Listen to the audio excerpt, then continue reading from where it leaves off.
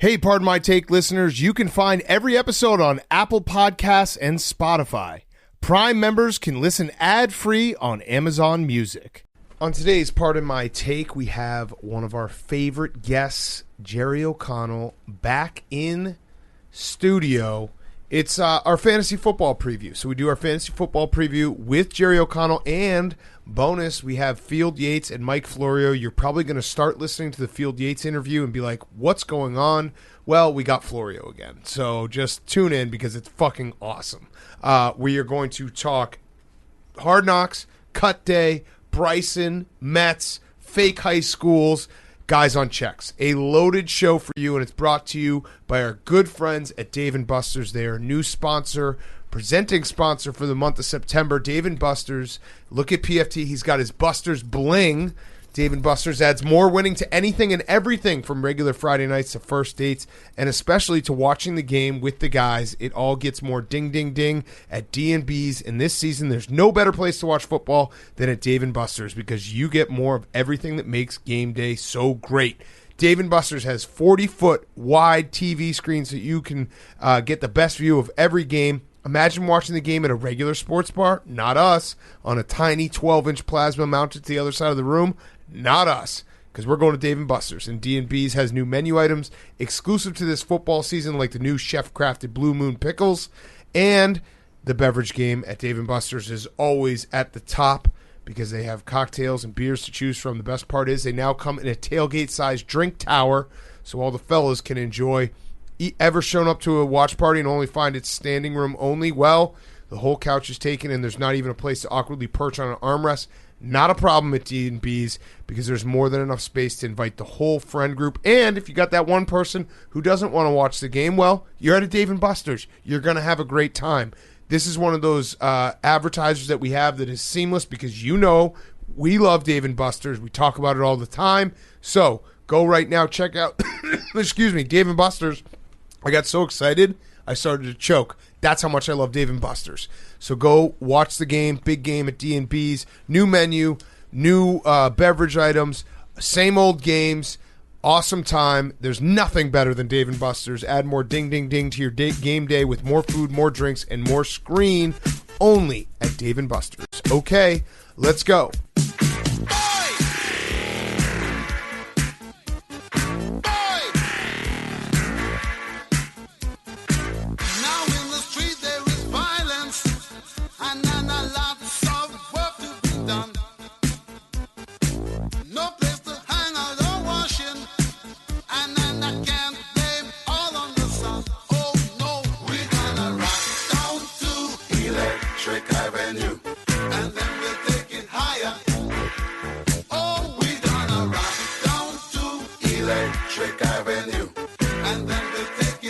It's Pardon My Take, presented by Barstool Sports. Welcome to Pardon My Take, presented by Dave & Buster's, the only place to watch football this fall. Go check out a D&B close to you. Today is Wednesday, September 1st. Whoa. Oh, boy. Hey, somebody wake up the guy from Green Day. Yep. Football is back. No, wait, when is it? Oh, it's when September ends. Yeah. And then still, also, what's the Rod Stewart? But make sure that you wake him up. It's late September, and I think I should be back at school. That's my favorite. So, it is September 1st. We've done it again, boys. We have watched Hard Knocks, and it sucks. And I don't know what we're doing, but we're here for the people. Future was right. That is our dedication to you, the listeners. It's 11:11 right now. It's 11:11. Make a wish. I wish that Hard Knocks was over. Yeah. And it is. And Good. There's still another episode. We're not going to... They did kind of screw us because they put all the cuts for next week. Yep. Usually, traditionally, when there are 4 preseason games, we get to see a little bit of the cuts this week where they walk into the office. Hey, I love you. You're the perfect football player. If there's anything we can do to you or do for you, please let me know. Now, don't let the door hit you on your ass on your way out. They tease us with the cuts. What was your mojo moment from this week? My mojo moment was Mike McCarthy showing up in his party shirt looking... like a watermelon. Yeah. The Mike McCarthy party shirt, it looked like it was a hologram of an even bigger shirt. Yes. It was playing tricks on the eyes. That's a classic example. Like McCarthy's wife probably gets him a like $50 gift card to Kohl's every year for Christmas, and then he just goes and blacks out and goes on like a shopping rampage. That's the shirt that he bought this year at Kohl's with his new money. Yes. Also, the other notable moment was the stand-up comedy routine where they tried to do stand-up comedy with only inside jokes that the locker room would get. Yep. There was also more. We were all wondering how the whole contact saga from last week. Wow. With Quan Hardy was going to finish up. This week, they had him in contacts. Yep. The human body craves contacts. Yes. And Quan Hardy was like, you know what? I'm going to lose the goggles. No more Eric Dickerson. He saw how he looked. And he played without goggles this week. So that was... Oh, also, Jerry Jones is able to wink. Yeah. I didn't think that was possible given the Botox situation. And it was... But he's only able to wink when he's in the presence of Whataburger. Yes. All right. Last thing before we go to all the NFL cuts. Just a little warning. When you listen to the Field Yates, Mike Florio interview, the start of it, you're going to be very, very confused because we're not part of it. Just wait because... we got Florio again. We've gotten deeper. He's going to have major trust issues from what we've done to him this year, but definitely listen and follow along. Nailed him. Yes. Nailed Florio. Last thing before we get to the other cuts in the NFL that we actually did get to talk about, Jerry Jones, that was like when they put the cliffhanger at the end of an episode and you're like, I got to watch next week. They just showed Jerry Jones talking about Whataburger at the end, and you're like, wow, I really want some more Jerry Jones. There were probably like 9 or 10 different scenes in this Hard Knocks, though, where I watched it, and I was just like, this is the stuff they decided to keep in this week. Like, there was one time where a guy came up to his defensive line coach and was like, hey, good meeting earlier. They kept that in. That's the gold stuff that we're getting. So, next week we're going to see Gucci DiNucci. They cut him today. No spoilers. No spoilers, but Gucci DiNucci gets cut. Tell me. Probably similar to the Cam Newton thing where they're like, you know what? You're going to get a starting job somewhere, so we want you to have the pick of the litter, Gucci. Okay, moving on from Hard Knocks. Cut day in the NFL. I would say that the Lions going with no kickers would lead the cut day stories, but Cam Newton got cut. He did, yeah. So it's Mac Jones time in New England. That's right. Hey, Big Cat, have you noticed Mac is Cam backwards? Oh. That's the new sabermetrics. Mac Attack. The hottest in the street. Mac Attack is going to be the starting quarterback for your New England Patriots. People are saying, like, why did they cut Cam Newton? I think it's actually because Bill was probably like, hey, I think Cam could probably try to get a starting job somewhere. Maybe if somebody got hurt or if there's a team out there that's looking for a starting quarterback still.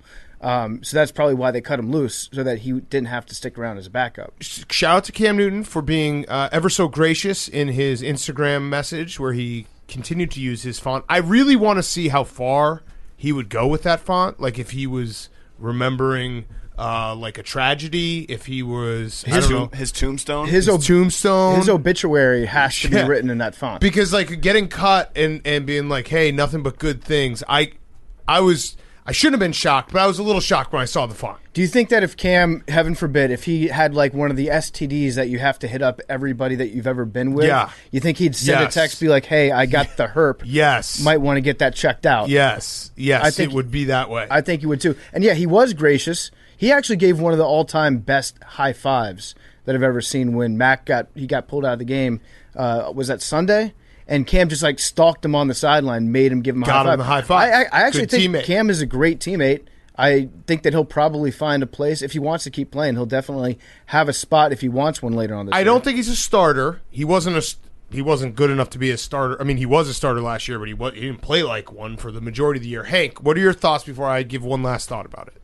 It reminded me of the Malcolm Butler Super Bowl thing again. Like it was one of those things where it seemed like it was he could play, he could be on the team, he could contribute.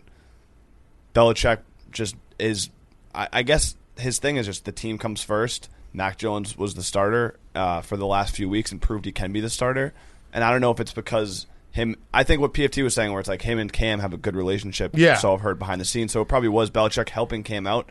But it seemed like one of those things where it didn't make sense at all, really. The one storyline that was utterly ridiculous to me was people who were trying to shoehorn the vaccine into it. Because you don't think that played any? No, I think none. No. Here's why. Hold on. Here's why. First, obviously, we're a pro-vaccination podcast. We're all vaccinated here, so I'm not saying don't get the vaccine. Billy forced us into that. Forced us to get the vaccine. I'm sure there'll be one or two. I think the Twitter handle was Simone Biles quit. got mad at me, said I should shove the vaccine up my ass last time I said you should get the vaccine. But let me just reiterate that same guy was mad at Arian today. Yeah. So Simone Biles quit. Listen, shout out. I respect a great username. Yeah, shout out. Really bad opinions. I think Bill Belichick would sign someone who was like a super spreader vaccine if he was really good at quarterback, because all he cares about is winning football games, and that's the number one thing. I really do think he got cut because he was not good enough to be the starter. And it's probably a little distracting to have Cam Newton, former MVP, as your backup when you're trying to get your new starter, Mac Jones, to get the confidence and go along and start winning football games. I know that, like, obviously the best ability is availability, and Bill Belichick is telling people to get vaccinated. But if Cam Newton was MVP Cam Newton, he wouldn't have been cut today because he didn't get the vaccine. Well, if Cam Newton was vaccinated, though, this whole thing never would have happened. What do you mean? He wouldn't have missed the practices that he had to miss, which then put Mac Jones into playing with the starters, which I think he was going to be the starter anyway. So Mac Jones. I think, but he wouldn't have gotten the reps. Big Cat's technically he wouldn't have right. gotten the reps if Cam Newton wasn't out of practice. He was getting first team reps. When Big Cat says though that, like, no, but if he was the MVP. Saying, if he was MVP Cam Newton, he probably would not have been cut. But in this circumstance, it was probably like 50-50 or 60-40 who is the better quarterback. Then you take into account, I don't think it was that close. Well, right now, and then you take into account all the variables about it, which is one, okay, Mac's the younger guy, so he's going to be around for a while. So, yes, there's more of an upside to playing Mac Jones right now, and then also, like, if Cam Newton isn't vaccinated and he does come into those high-risk contact situations, then by nature, like, he's going to be much more likely to actually miss time. So I think if it was even close to 50-50, that definitely would have made a difference. So if you want to say a percent of Bill Belichick, like it was, hey, if he was vaccinated, would help. I don't think Cam Newton's good anymore. He objectively was bad for the majority of last season. Like, he was good in the Dolphins game. He was good in that Seahawks game. He was really bad, borderline unplayable for a majority of the season. I just don't maybe it's injuries. I don't know what it is. I think he is not a good quarterback anymore, and Bill Belichick is not going to keep a not a good quarterback on the roster. What percentage of him getting cut do you think was his playlist? I'd say probably, Hank, like, you're going to go Zoe? You're going to go Zoe on us? Let's go Zolak. Never go full Zoe. I don't think it was Zolak saying, like, it's because he's playing rap music on the playlist. I think Zoe was saying, like, he's not playing good rap music on the playlist. Zoe was like, let me play some Soulja Boy, not this Drake shit. I just really think that, like, Cam Newton, again, he's a great quarterback in the past. One of the, actually, I'd say it, probably the best college football quarterback I've ever seen play. His last season at Auburn, when he was playing with an entire offense of guys who didn't play in the NFL and took them to a national championship, is like Mount Rushmore of seasons in college football. He was the MVP. He went to the Super Bowl. That guy is not. He's not that guy anymore. He just isn't. I'm not disagreeing with you at all. I just think that, like, it was the quarterback competition was like, it wasn't like Mac Jones absolutely blew him out of the water. It was. Mac Jones played pretty well. Cam Newton didn't do badly this preseason. I think Cam Newton played very badly last season. I agree with you on that. But he definitely thought of it. And also, Belichick is smart enough not to do what Urban Meyer did and publicly say that, because now they're opening an investigation to Urban Meyer and how much the vaccine played a part in cut, because it obviously goes against some of the NFLPA stuff. So that's the difference between Bill Belichick and someone who aspires to be Bill Belichick. I just think we always, like, look into these things more. Obviously, the vaccine has changed, what everyone's perception of these things. At the end of the day, Bill Belichick, what he does better than anyone else is a football coach that always wants the team to win. Mm-hmm. Like, he doesn't think Cam Newton's good anymore. I truly think that. I also like how Hank's brain is wired to be like 6 degrees of Kevin Bacon, but it's just 6 degrees of that Malcolm Butler interception. Mm-hmm. Like, no. The benching Malcolm Butler in the second half of the Super Bowl. Yeah, that's what he's referring to. Oh, okay, gotcha. Yeah. Because that didn't make sense. No, you would have thought that game. Malcolm Butler would have helped win the game. Yeah. But he didn't play him for reasons that still are unknown. Yeah, I mean, what is Seth Wickersham doing if he hasn't gotten to the bottom of that yet? That's really all. I want that, and I want to know about the Des tape. I'm going to look up Cam. Jonas Gray type stuff, too. Yep. Slept in through the alarm clock. But that was Ryan Mallett, also that answer came a foe out. of alarm clocks. I think if Cam Newton was vaccinated, he'd still be on the team. Oh, I don't. See, I think that we forget how truly awful he was at the end of last year. Hank, that's But what he had a was good preseason. All the reports were saying like it's a quarterback battle. Everyone He's has a doing good well. preseason. Yeah, I guess. I mean, everyone is a preseason hero. That's a great headline, though. Is like if Cam Newton was still vaccinated, he would still be a New England Patriot, and that would get some major clicks. Cam Newton, he had one game in the last, from week 9 on, he had one game over 250 That's when he got COVID. yards.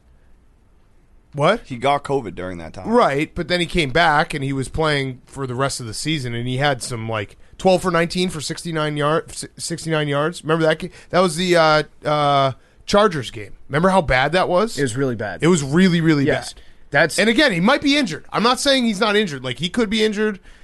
He could maybe somehow find that guy, but I don't think that guy's there right now. He definitely somewhat remembered how to throw a football during the offseason because he looked different. I watched the entire football team Patriots preseason game. Cam Newton, he looked not like a great quarterback, but he looked a lot better in terms of his mechanics than he was at those points last year where it looked like he was throwing a hatchet. Yeah, and obviously having him there, if you're trying to have, if Mac Jones is a starter, you said it yourself, where it's like if you start with Cam Newton, then you can go to Mac Jones. If you start with Mac Jones, then you can't go to Cam Newton. So that eliminates the whole issue.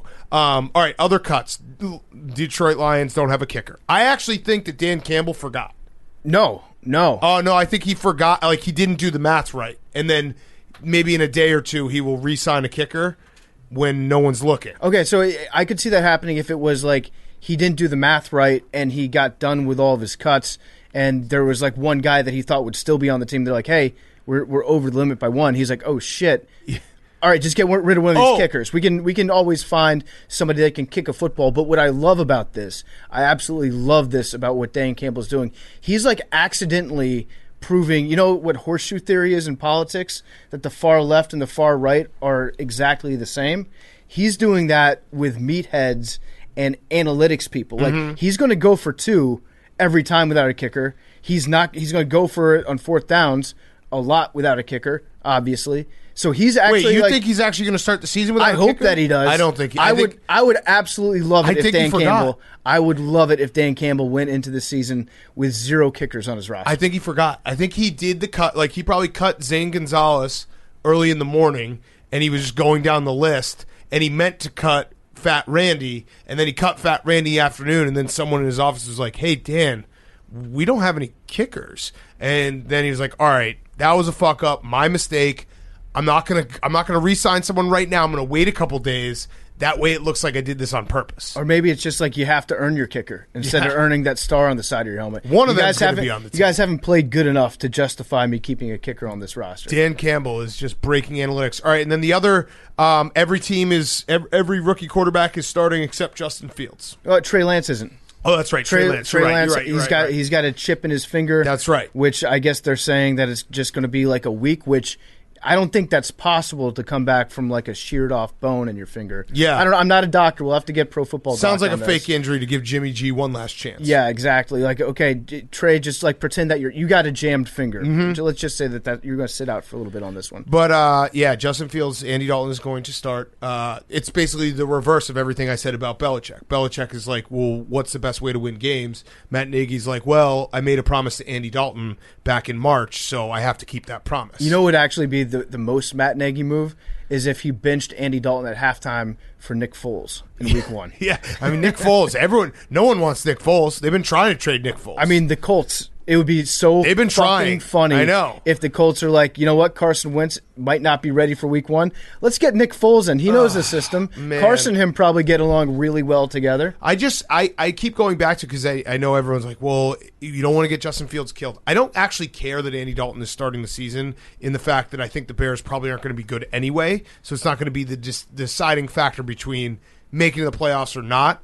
The part that I hate is that Ryan Pace and Matt Nagy had Justin Fields fall into his lap.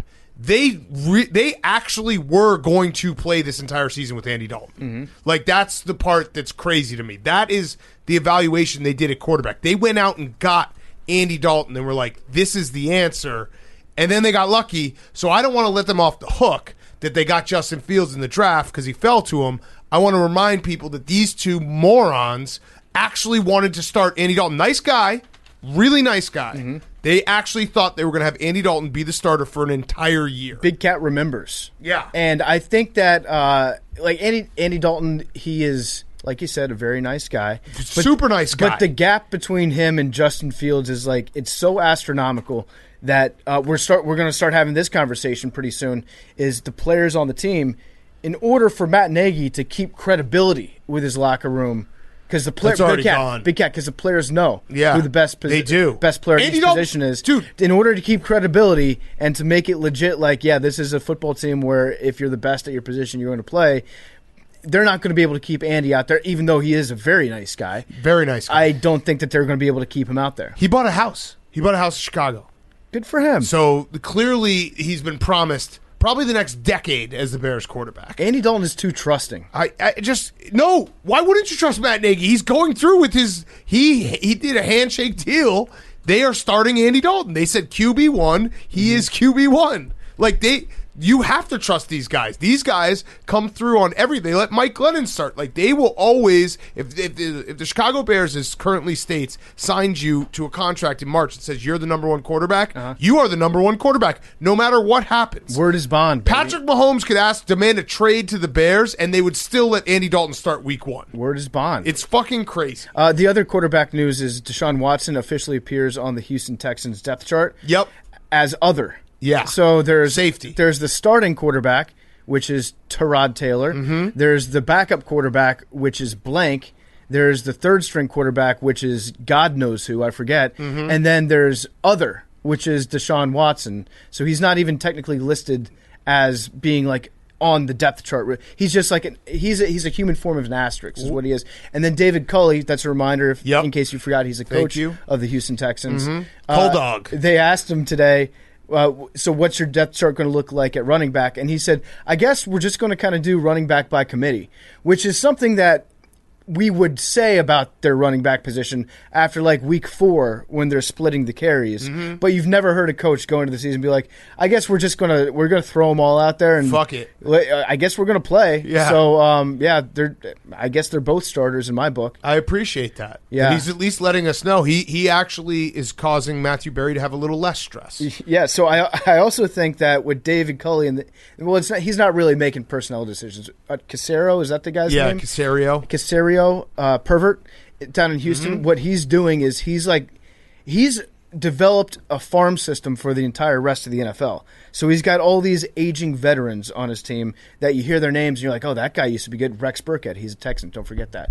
And so halfway through the season, a couple injuries happen on a real football team, and then they're going to be able to trade those guys away over the course of the year and get assets back for them. This year, they're the Texans' general store. Yeah. So if your team needs something, go shop down in Houston, pick something up. It's also, I don't feel confident that the Dolphins aren't going to trade for him, Deshaun Watson, because it seems like there's a lot of smoke around that. Mm-hmm. And Brian Flores did he did the thing that you never want your coach to do, and he came out and was like, Tua is our quarterback.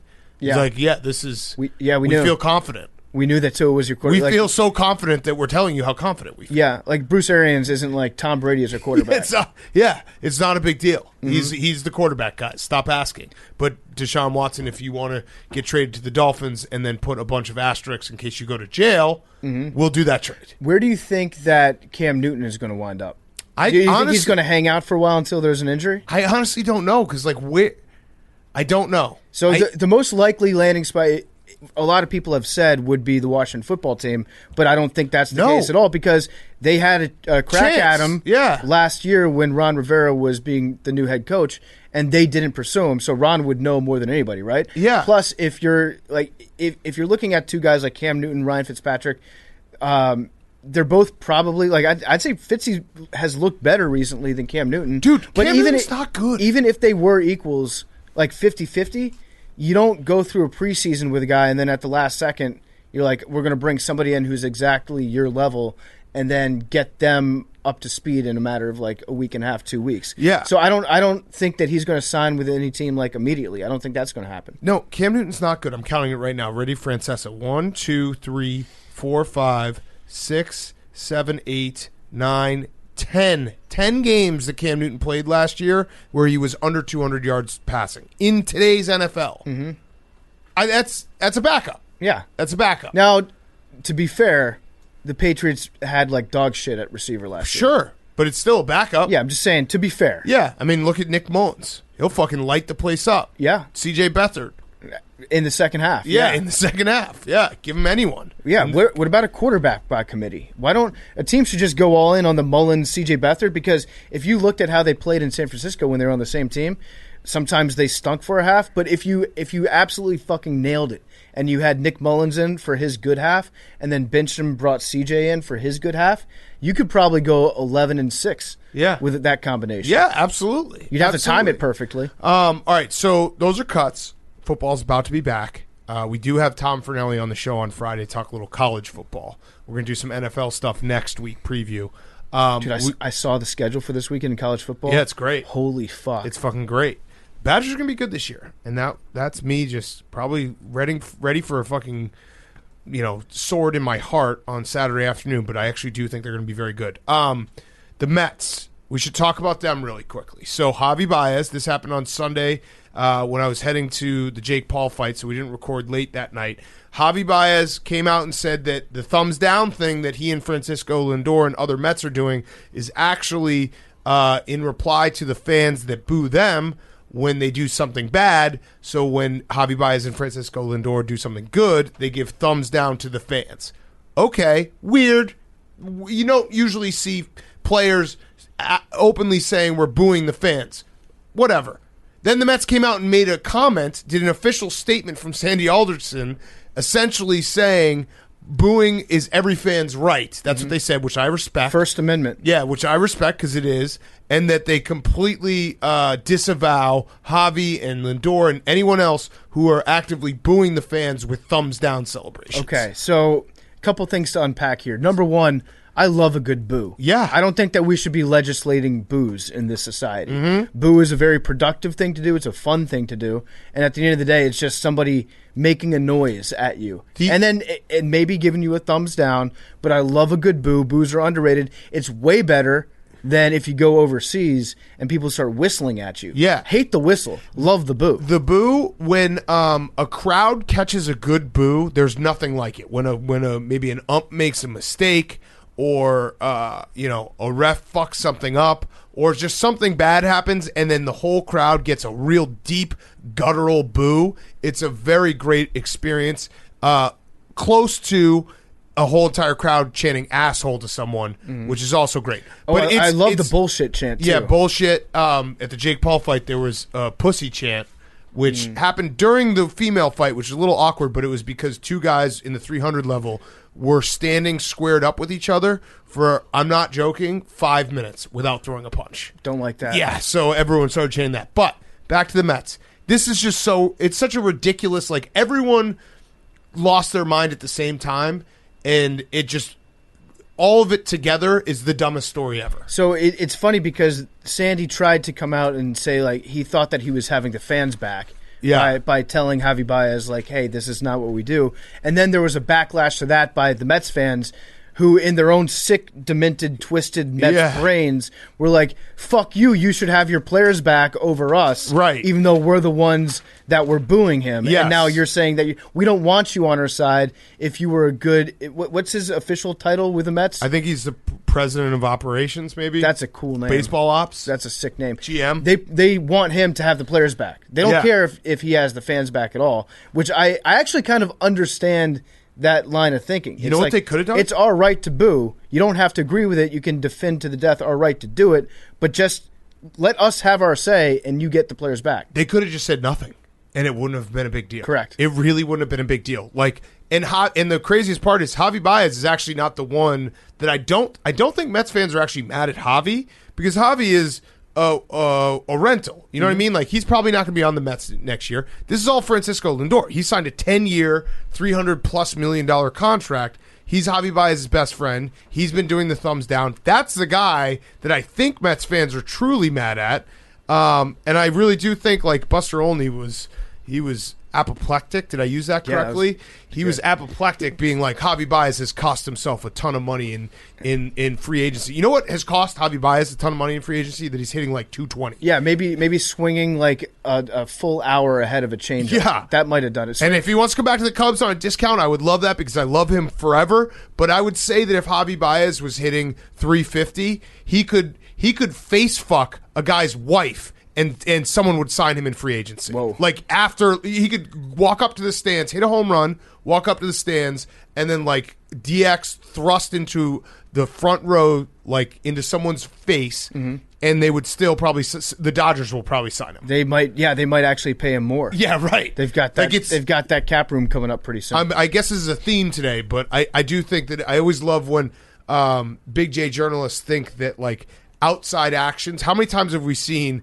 teams, they just don't care about anything but production? Yes. So to pretend that like putting your thumbs down or even getting vaccinated really matters, it probably doesn't. If they're good, they're going to play. Right. No, you're absolutely right about that. Javy Baez has stunk recently, so that's why it's become a big thing. And then he actually won the game with a Javy Baez play today. The fans should have just said Brooksy, Adam. Mm-hmm. That would be a much more appropriate way, I think, to voice your frustration. And before anyone says that, I know that baseball doesn't have a cap. I know that, but I was trying to make a reference to Trevor Bauer. And the cap going up. Cap goes up. No cap. No cap. There Jake, we go. God damn it. Love it. Who taught you that, Jake? Who have you been hanging out with? Should we talk about Brooksy? Yeah, let's talk about which Brooksy are we talking about here? You can say that. Oh, you can't say Brooksy. Yeah. So the PGA came out. They issued a statement that if you say Brooksy on a golf course, you're going to jail. Mm-hmm. And you're getting thrown out. You're getting thrown out, maybe jail. No, so Bryson initially tried to go to the police with this issue. Right. Somebody called him by the wrong name, and he dialed 911 and tried to have people arrested, and they're like, hey, Bryson, that's not how laws work. Right. And so, although we do appreciate freedom of speech on this podcast, it is your right to say Brooksy. The Constitution gives us that right. Correct. Thank you to everyone who fought for that right. They're going to be kicking you out of golf tournaments this year. Yes, and so I maintain with my initial standing that I don't like Bryson DeChambeau. There is 5% of me that feels bad for him because he clearly can't handle any type of ball busting whatsoever. Every interaction he has is very tough to watch at this point. But I did turn the corner a little bit on Bryson when he said that he would valiantly donate his vaccine to someone else who needs it badly. Yes. So he's saving countless lives by being out there unvaccinated. So thank you, Bryson, for that. But it's become the no horns down ruling, but on golf. And by that I mean it's singling out one person that gets preferential treatment. You can't refer to you can't call Tony Finau Xander when he's out there on the course, but you can. Sorry, they won't throw you out for calling him by the wrong name, but you can't call Bryson the wrong name, or else you'll get. That to me seems it's weird to make a rule like that specific to one player. It's just the best way to keep this going, which we can discuss. I mean, I think that we all agree that maybe the joke has run its course. That's my thing. I don't really feel bad for Bryson. I just don't think that the Brooksy thing is as funny as it was when it first started. Because especially because he clearly, like, on the 50th time that he can't handle it's like, oh, yeesh. Like, you say when you're in an office setting and maybe you make a joke and then someone flips out, you're like, oh, okay. Sorry, it went too far. I don't know. Like, our bad. Sorry for taking it the wrong way. Yeah. I apologize to all those who were offended. Right. You know what's just going to happen though? People, if you can't say Brooksy, people are going to find other words to say, and then there'll just be an ever expanding list. Like after Bryson hits a tee shot, can you say, "Way to go, steroid boy"? Yeah, way to go, big guy. Yeah, or like soon you won't be allowed to say that either. I don't know what the end game is here for Bryson, but I think the only way that he can overcome this is if he were to get on Dave's bag and caddy for Dave in the match against us and Brooks Koepka, which is next Tuesday. Next Tuesday. That's really the only way out because it's not going to stop. Bryson is a big enough douchebag that he will give people a never-ending list of reasons to make fun of him. This guy, the people that should be in his corner the most are like the people that manufacture his special science fiction clubs from the future that they spend like hours and hours every day in a wind tunnel trying to make a driver for him that breaks the laws of physics. And even those people get thrown under the bus by Bryson, and they have to issue a statement and be like, hey, you know that guy that we sponsor? He's a dickhead. The only thing that Bryson does to help his case is when he interacts with other people and it comes across as so bad that I then have my 5% I feel bad for this guy. Because you're right. If he were to have any type of sense, he would be part of the match on Tuesday. He'd have fun with it. He can't do that. He just, there's something that is, the wires get crossed and he's not able to participate in any type of back and forth. We saw it on the match. He did a canned joke to start, and then he ran out of material, and it was so like I was physically cringing watching him. So that's where I start to feel bad. It's like this guy can't handle any of this. So I don't know. I mean, the PGA just fucked him even more though by issuing this statement. It's insane. Bryson very clearly went to the PGA and was like, "Hey, can you guys do something to put a stop to this?" Yes, so like, be my shield. Although I do think the joke, like I don't think it's that funny anymore. Not because of how he's reacting. I just feel like it's been like 4 months, 3 months. Yeah, like. I would not hate it if people moved on from the whole Brooksy thing. Big guy. Find something new. Steroid boy. Yeah. I still think Steroid boy's in play. Steroid boy works. And if he gets mad about that, it's like, well, let's take it to court, and you have to prove that you've never done it. Let's get Discovery. Yeah, let's Steroid get Discovery going. Okay, let's do some Hot Seat Cool Throne. Brought to you by our friends at Coors Light. Coors Light is the Hot Seat Cool Throne. Summer's always feels like the shortest season, but we need to make the most of it. We all just need to chill. As a beer that's made to chill, we want you to savor every second of summer, rediscover and enjoy what makes summer awesome. So when you need to slow down, just open a Coors Light. It's mountain cold refreshment made to chill. Coors Light is cold lagered, cold filtered, and cold packaged. It's literally made to chill. It's as crisp and refreshing as the Colorado Rockies. Perfect for a moment to unwind this summer.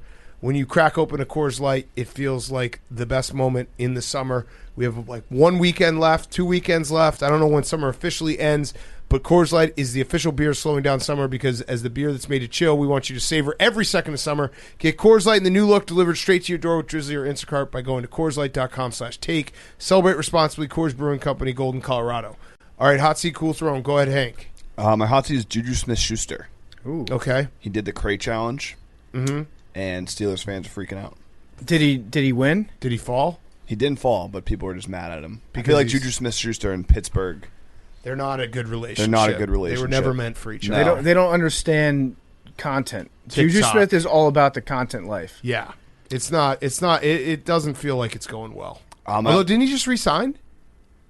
I don't know. I don't know. I'm pretty sure he signed a new contract there, like for a year or something. 1 year, $4 million. There it is. So it's going well enough that he wanted to stay there. Wait, 1 year, $4 million? Sorry, 4 year, $4 million. What? What? No, that was his starting contract. Yeah, I was gonna sorry. say, that's- I'll get back that's- to it. Okay. Not a Better big to be right contract. than first. There Lesson it learned. is. There it is. My other hot seat is Scott Frost. Oh, So there's a little bit of why? a What follow-up happened? from Monday's show, Mm-hmm. but he had a press conference after the fact, and he was talking about the offense at Illinois, and he said about Illinois? Yeah, I like it. Just reading it out. About half of our game plan was out the window when they lined up how they did. Okay. Yeah. So Yeah. not if you're a head coach and you're on the hot seat, probably not something you want to admit. He got in a press outsmarted by conference. Brett Bielema. Yeah. Well, in Scott Frost's defense, like they didn't tell him that they were going to do it like that. Right. So I mean, what is he supposed to do? Adjust? Is he going to play? Was it Uzbekistan? Yeah. But I got Uzbekistan laying 14.5 against Nebraska. You're right gonna now. you're gonna make Scott Frost make an adjustment? That's not part of the deal. They're Nebraska. Do you think that Nebraska being so bad right now is actually hurting Will Compton's chances of Yes. getting signed to an NFL Yes. roster? I think it has a large part to do with Definitely. it. It's like, where'd you go to college? Oh. Yeah. Yikes. Yeah. Is there anyone from Fordham that's available? Yeah, that's tough. Actually, Nebraska has Fordham on their schedule. Oh, I'm aware. So they're going to kill him. I'm aware. It's they're 40.5-point favorites. Yep. I'm hammering Fordham. Yep.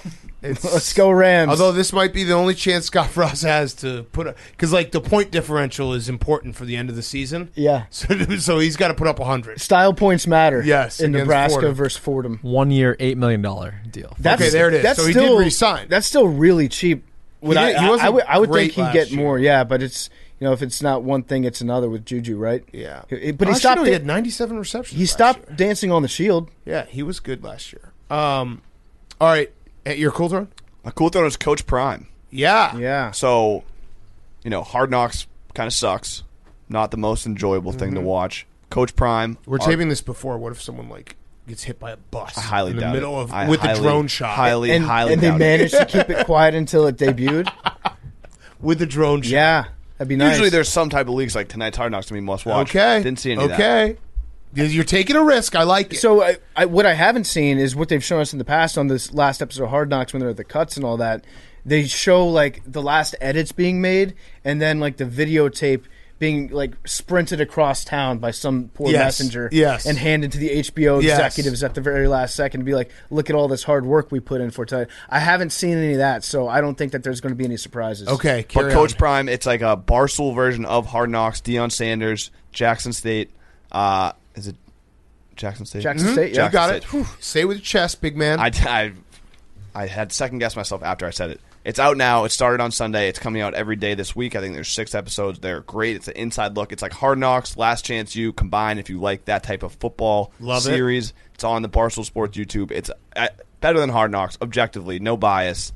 So check it out. Yeah, okay. And it's edited and filmed by our guy Dana Beers. Dana Beers. Zillion Beers. And it's got a whole crew, whole big crew. Everything's Dana like Beers is out of spearheading focus. it. It's because the cameraman was blowing like a .12 in perpetuity the entire time. Well, they have an actual like real production crew they're working with, and they're great. He doesn't drink when he's down in Mississippi. Oh, he doesn't? No, all clean totally, living. Totally doesn't clean drink. living. Yeah. You can also see Dana swell up over the course of the series Yes. due to all the good food that he's eating down there. Is that it, Hank? That's it. Good jobs. My hot seat, the Kennedys are on the hot seat. Oh. Kennedys are on the hot seat. Tough break for them because it looks like Sirhan, the guy that shot RFK, the assassin so nice they named him twice. He's getting out of prison on parole after like 50 years. And a lot of people are asking questions about, hey, was this guy actually guilty or not? This is one of my favorite conspiracies because people don't talk about the RFK assassination. They talk about the JFK, probably because Ravel always tweets that one out. Yep. But with the Sirhan one, his gun held 8 bullets. And there are like 13 shots that you can hear on the audio transcript. No one's ever really talked about that much. And so he's going to be getting out of prison. I guess I didn't they like tackle him though as he was shooting him? Yeah, so I'm not saying that he didn't do it. I'm saying that Did probably any of was the police officers fire? There probably was somebody else. No. Okay. No police officers fired. Got it. And yeah, so I'm interested to hear like more. Maybe you know what we need to have him do. Like he should be a guest on podcasts. Sirhan. I would like to hear him on podcasts explain what happened because that's one theory that I think that we don't know the whole story about. There also was a story I saw. I think the New York Post or someone was like, JFK. One of JFK's mistresses came out and was like, yeah, we were together and then he got married and he like basically left me high and dry. So I'm canceling him. JFK. Yeah, that's fucked up because he got. Wait, it was a second. He was already married. I'm going first count adultery, second count misogyny. Okay. Canceled. Got it. All right. My cool throne is I'm going to go with the NFC Beast. NFC Beast on the cool throne, namely the New York Giants, because Dave Gettleman, in all his infinite wisdom, he's keeping 2 fullbacks. Nice. Not 1, but 2. He's going to have fullback by committee this year. Nice. Which is a very Dave Gettleman thing to do. You zig when everybody else zags. What does he say about analytics? He's like, we got a bunch of computer guys. Yeah. Like guys with computers that are working on this. Yeah. So I don't know which one of them. The Geek Squad. The Geek Squad is working on it. He just went to Best Buy. They're one day. keeping 2. It's the with Saquon Barkley. They've got the Thunder and the Lightning backfield. Mm-hmm. Is he back in week 1? I think so. Dave Gettleman just went to Geek Squad one day and was like, "You guys Giants fans?" They're like, "Yep." And they're like, "Okay, great. You want to make some You're money?" part of my team. Yeah, they just installed his big screen TV. Yes. That he just watches Clear and Present Danger on repeat. They just got him Yahoo Mail. Yes. That's it. I've got one more cool throne. The Irish, they're kind of back. Okay. The Irish, their population got over 5 million for the first time since the potato famine. So shout out to the Irish. Shout out Seamus Fleming. Started the potato famine. It only took like 200 years of never using condoms for the Irish to get their population. They're back. It's also it's weird to think that the entire population was almost wiped out just because potatoes had a tough year. Yeah. And potatoes have like no nutritional value. Like their entire society was subsisting on like the least healthy thing until it got wiped out. And they're like, well, we're all out of ideas. Yeah, we kind of had I don't know what else we can eat. we kind of had our eggs in that basket. Yeah. What's that? Billy looks like he's got It was more the British. It wasn't all the. It was the starving by the British and stealing of food. Okay. Okay, nice. Good point, Billy. All right, my hot seat is Billy Football. because Jake Paul fought on Sunday night. He won, and I was there. And I don't think you could beat Jake Paul in a fight. Yeah, you know what? At this point, the train may have left the station on that one. Do you know what, though, Billy? There was an article beforehand, which I'd like you to do a little research into. It came out that there was no drug testing for that fight. So Jake Paul probably roided up to the gills. Yeah, I didn't want to say anything, but in Caleb's interview, you can see acne right around his, like just really bad. Yeah. What about his nipples? Very erect. I mean, everyone saw that. Did you give any? What's your nipple analysis of Jake Paul? I mean, anyone can see they were coned. Yeah, super they're coned. absolutely coned nipples. You could fucking... No, but I do love Jake Paul, the speech that he gave like right after he won the fight, in between telling people like I haven't been to the dentist in 18 months. Yeah. Like join the club, Jake Paul. I don't think anybody's been to the dentist since COVID. By the way, thoughts and prayers to dentists. It must have really been a tough year and a half for them. Yeah. Might have sold the lake house by this point. But yeah, so with Jake Paul, he's already retiring, which is great. I love that move because then it's like a band that says that this is going to be their farewell tour. They sell a bunch of tickets for the last one. And then they come. It's a classic boxing move to be like, yeah, I'm going to retire from fighting, and then that way you get a little bit more money in your next fight back. But then after the fight, he was also like going back and forth with the tattoo bet because the bet was already going to be like Woodley had to get his name tattooed. Yeah. And then Woodley's like, I'll get your name tattooed if we can rematch. And Jake Paul was like, yeah, let's do it. Yeah, it was very bad negotiating on his part. Did he get tricked into I think so. accepting a rematch? I think so. I mean, it was an electric atmosphere. It was an awesome... it wasn't great boxing. Also, Tommy Fury is the most attractive man in the world and a terrible boxer. That's my... I think he'd fuck Jake Paul up. I don't think so. He fought someone who was like 8 inches smaller than him, and he wasn't able to knock him out. the thing is, he's going to fight Tommy Fury next. And I he's don't gonna think he knock him will. out. No, he will. And I then think it's gonna be Tommy Fury was that he bad. fought someone his size and he's a boxer. Like, he's a really good boxer. I was That's going to shocked. be the narrative. I was shocked with how good-looking Tommy Fury is and how bad he is at boxing. It's actually like they should trade spaces, and Jake Paul should be a professional boxer, and then Fury should just be a YouTuber. Yeah, that'd be perfect. If you like reality TV, Love Island Season 5, one of Tommy the best Fury? seasons of all time, yeah. I think Bobby Lang could beat Jake Paul. If they use rough and rowdy refs, I agree. Like if they just let you do everything you're allowed to do in rough and rowdy. Who's the guy from Rough and Rowdy, the guy that runs it, that just gets on Chris. like screaming at him? Yeah, go. Let him do the playlist Yeah. while it's going on, just blasting Lil Jon on repeat. Speaking of rough and rowdy, my cool throne is me because we had Pac-Man Jones on the show. Afterwards, I think you guys weren't as scared, but our great coworker Kelly was like, he wants to kill you. I don't know, maybe he did. But after the fight, I went into his hotel suite. I walked into there. They were having a party, and I got my $1,000. I said, Mr. Pac-Man, I would like my $1,000. Good for you. That must have taken some balls to It go in was there. it was a fun move. What'd you spend it on? I have not spent it yet. Just put it in my pocket. Didn't have a Charity? chance. Are you going to do charity with it? Probably not going to do charity. Okay. Probably just... I said I'd give him double or nothing if he fought Bobby Lang again. That's smart. Yeah. I would like to see that fight again. It wasn't a bad fight. Like, Pac-Man was really, really fucking quick. Yeah. And which was kind of to be expected given that he is a professional cornerback. Yeah. But like he was a lot faster than I thought it would be. He doesn't know the rules of rough and rowdy where anything pretty much goes. Yeah. Bobby kind of ate his lunch when they got in close. Right. Would do some of the dirty stuff on him. Right. Also, Pac-Man, they had a party all night after a loss even. And so I texted Pac-Man because we like linked up after, got the money. I texted him. He was like, text me a picture of the that we took, me holding the money. I texted him a picture. He hearted it. And then I woke up at like 7:30. At 7:05, I don't think he had slept. He had just texted me, haha, fuck you. And I was like, okay, well, back in the blender. Love it. So, yeah, shout out It's just Pac-Man. Guys talking shit to each Yeah. other. What's not to like? Yeah. I told Billy this yesterday that if he still does harbor the dreams of one day fighting against Jake Paul, he has to like take the upper hand in the relationship in some way, shape, or form. Correct. I think that he should kidnap his robot. Yeah, I met his robot. I think Cletus would knock out his robot. No, but if you kidnapped his robot and you're like, "Hey, bitch, I got your cyborg," Dude, I think that's the only way to get his attention. Cletus in the second round. Can I just knocks say him real out. quick? I spent some time with his robot when he was unroboted. The guy is a fucking mad scientist. He was like, he was like, yeah, my next thing is I'm going to make these mini cannons and have them fight each other and shoot each other. And he's like, but we don't need them to shoot at a velocity that could kill a person because that's bad for the insurance. And I was like, well, and also because it would kill someone. Yeah. And like he had all these ideas. And Dave and I were just sitting in this locker room before the fight. We're like, all right, robot, go. Can you go back to being a robot? He just invented BattleBots. Yeah. Yes. Which, by the way, was awesome. I don't hate that. Correct. BattleBots kick ass. Correct. Yeah. Correct. All right, hot seat, cool throne, Jake. My hot seat is LeBron. Yes. LeBron is no longer the most influential player in Cleveland Cavaliers history because they signed Taco Fall today. Oh. So he might steal the spotlight. Yes. Maybe a witness. That's Tacos. Billboard coming. Yes. Taco Town, baby. I love it. Very likable guy. Very so likable. Nothing wrong with that. And then my cool throne's Bills Mafia. So there's a proposal for a new stadium in 2027.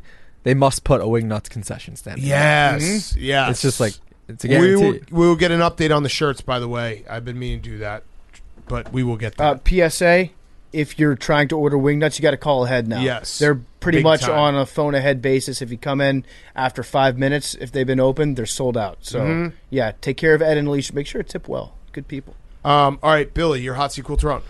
Okay, this one's a big one. My hot seat is ESPN. Yes. Why? There is a very, very intense story.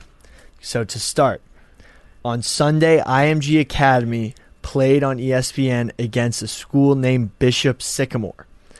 Throughout the game, the ESPN crew started to express much worry about player safety as the school, Bishop Sycamore, was being blown out 58-0. It was looking like the Civil War out there. Guys were getting carried off the field. Whoa. Tons. Now you're stealing valor against the Civil War. I'm going to It's a football game, Billy. And it was also about slavery, by the way. So are you saying that this football game... That was an expression in during blowouts. Got like it, when got it, guys got would it, get got it, expressed. got it, It's got it, funny. got it. Like Yep. the Civil War. Very Yeah, funny. Heard it all the Civil War, time. very Ken funny. Burns. Ken Burns, shout out. Anyway, so then people started to look into this school, Bishop Sycamore. Now, Bishop Sycamore sounds like many Catholic powerhouses, Bishop Gorman, that tend to recruit players from out of state and be able to put together, great teams that could compete with a team like IMG Academy that has multiple 4 to 5 star recruits. Because of this, no one really looked into whether Bishop Gorman actually had the recruits and high-class players that they said they did. If you go to their website, it's really just a blog that talks about recruiting on a higher level. So what they realized is that their coach at the time, Roy Johnson, had a warrant out for his arrest on fraud charges, and that many of the players who were not listed on the roster given to ESPN had no names. So they had no idea who's actually playing in the games. So what they found out is that this roster might have been put together of illegal players who were not registered, may have not been the right ages, using fake IDs, older players, double, triple PGs, and not actually high school kids. Then it gets more. They looked into the registration of the school. The school was a non-state funded, religiously affiliated, non-charter school. This is fake. Okay. At what point does it just not even become a school? If there are all those different options that you can click for your school, Yes. like at some point it should be like, well, It's not a school. This doesn't No, exist. schools. Also, it is their name is BS. Good point. Like that was the first sign. Oh, also, there's no one ever in the history named Bishop Sycamore. Another There's good never sign. been a big. Yeah. So the whole Usually- thing was okay. faked. The kids, I feel bad for the kids. I am always fascinated with like a guy who created this, what was going through his head. The fact that he got on ESPN is incredible. But it seems kind of shitty for the kids, right? Well, I'm going to be honest. I'm actually going to put this on IMG. Okay. Because IMG is an independent school in the Florida Athletic High School League. So that means that they don't have a league schedule, so they have to set up their own games. Right. The thing is with that, as IMG has all these powerhouse players who will injure your team and roll over your team and blow them out, it's very hard for them to find teams to play. Right. So if they find this team that's a bunch of scrounged up players, recruited from already graduated high school kids who they recruit at these recruiting camps, they're going to get them to play them because it's the only people they can get them to play. Right. Okay.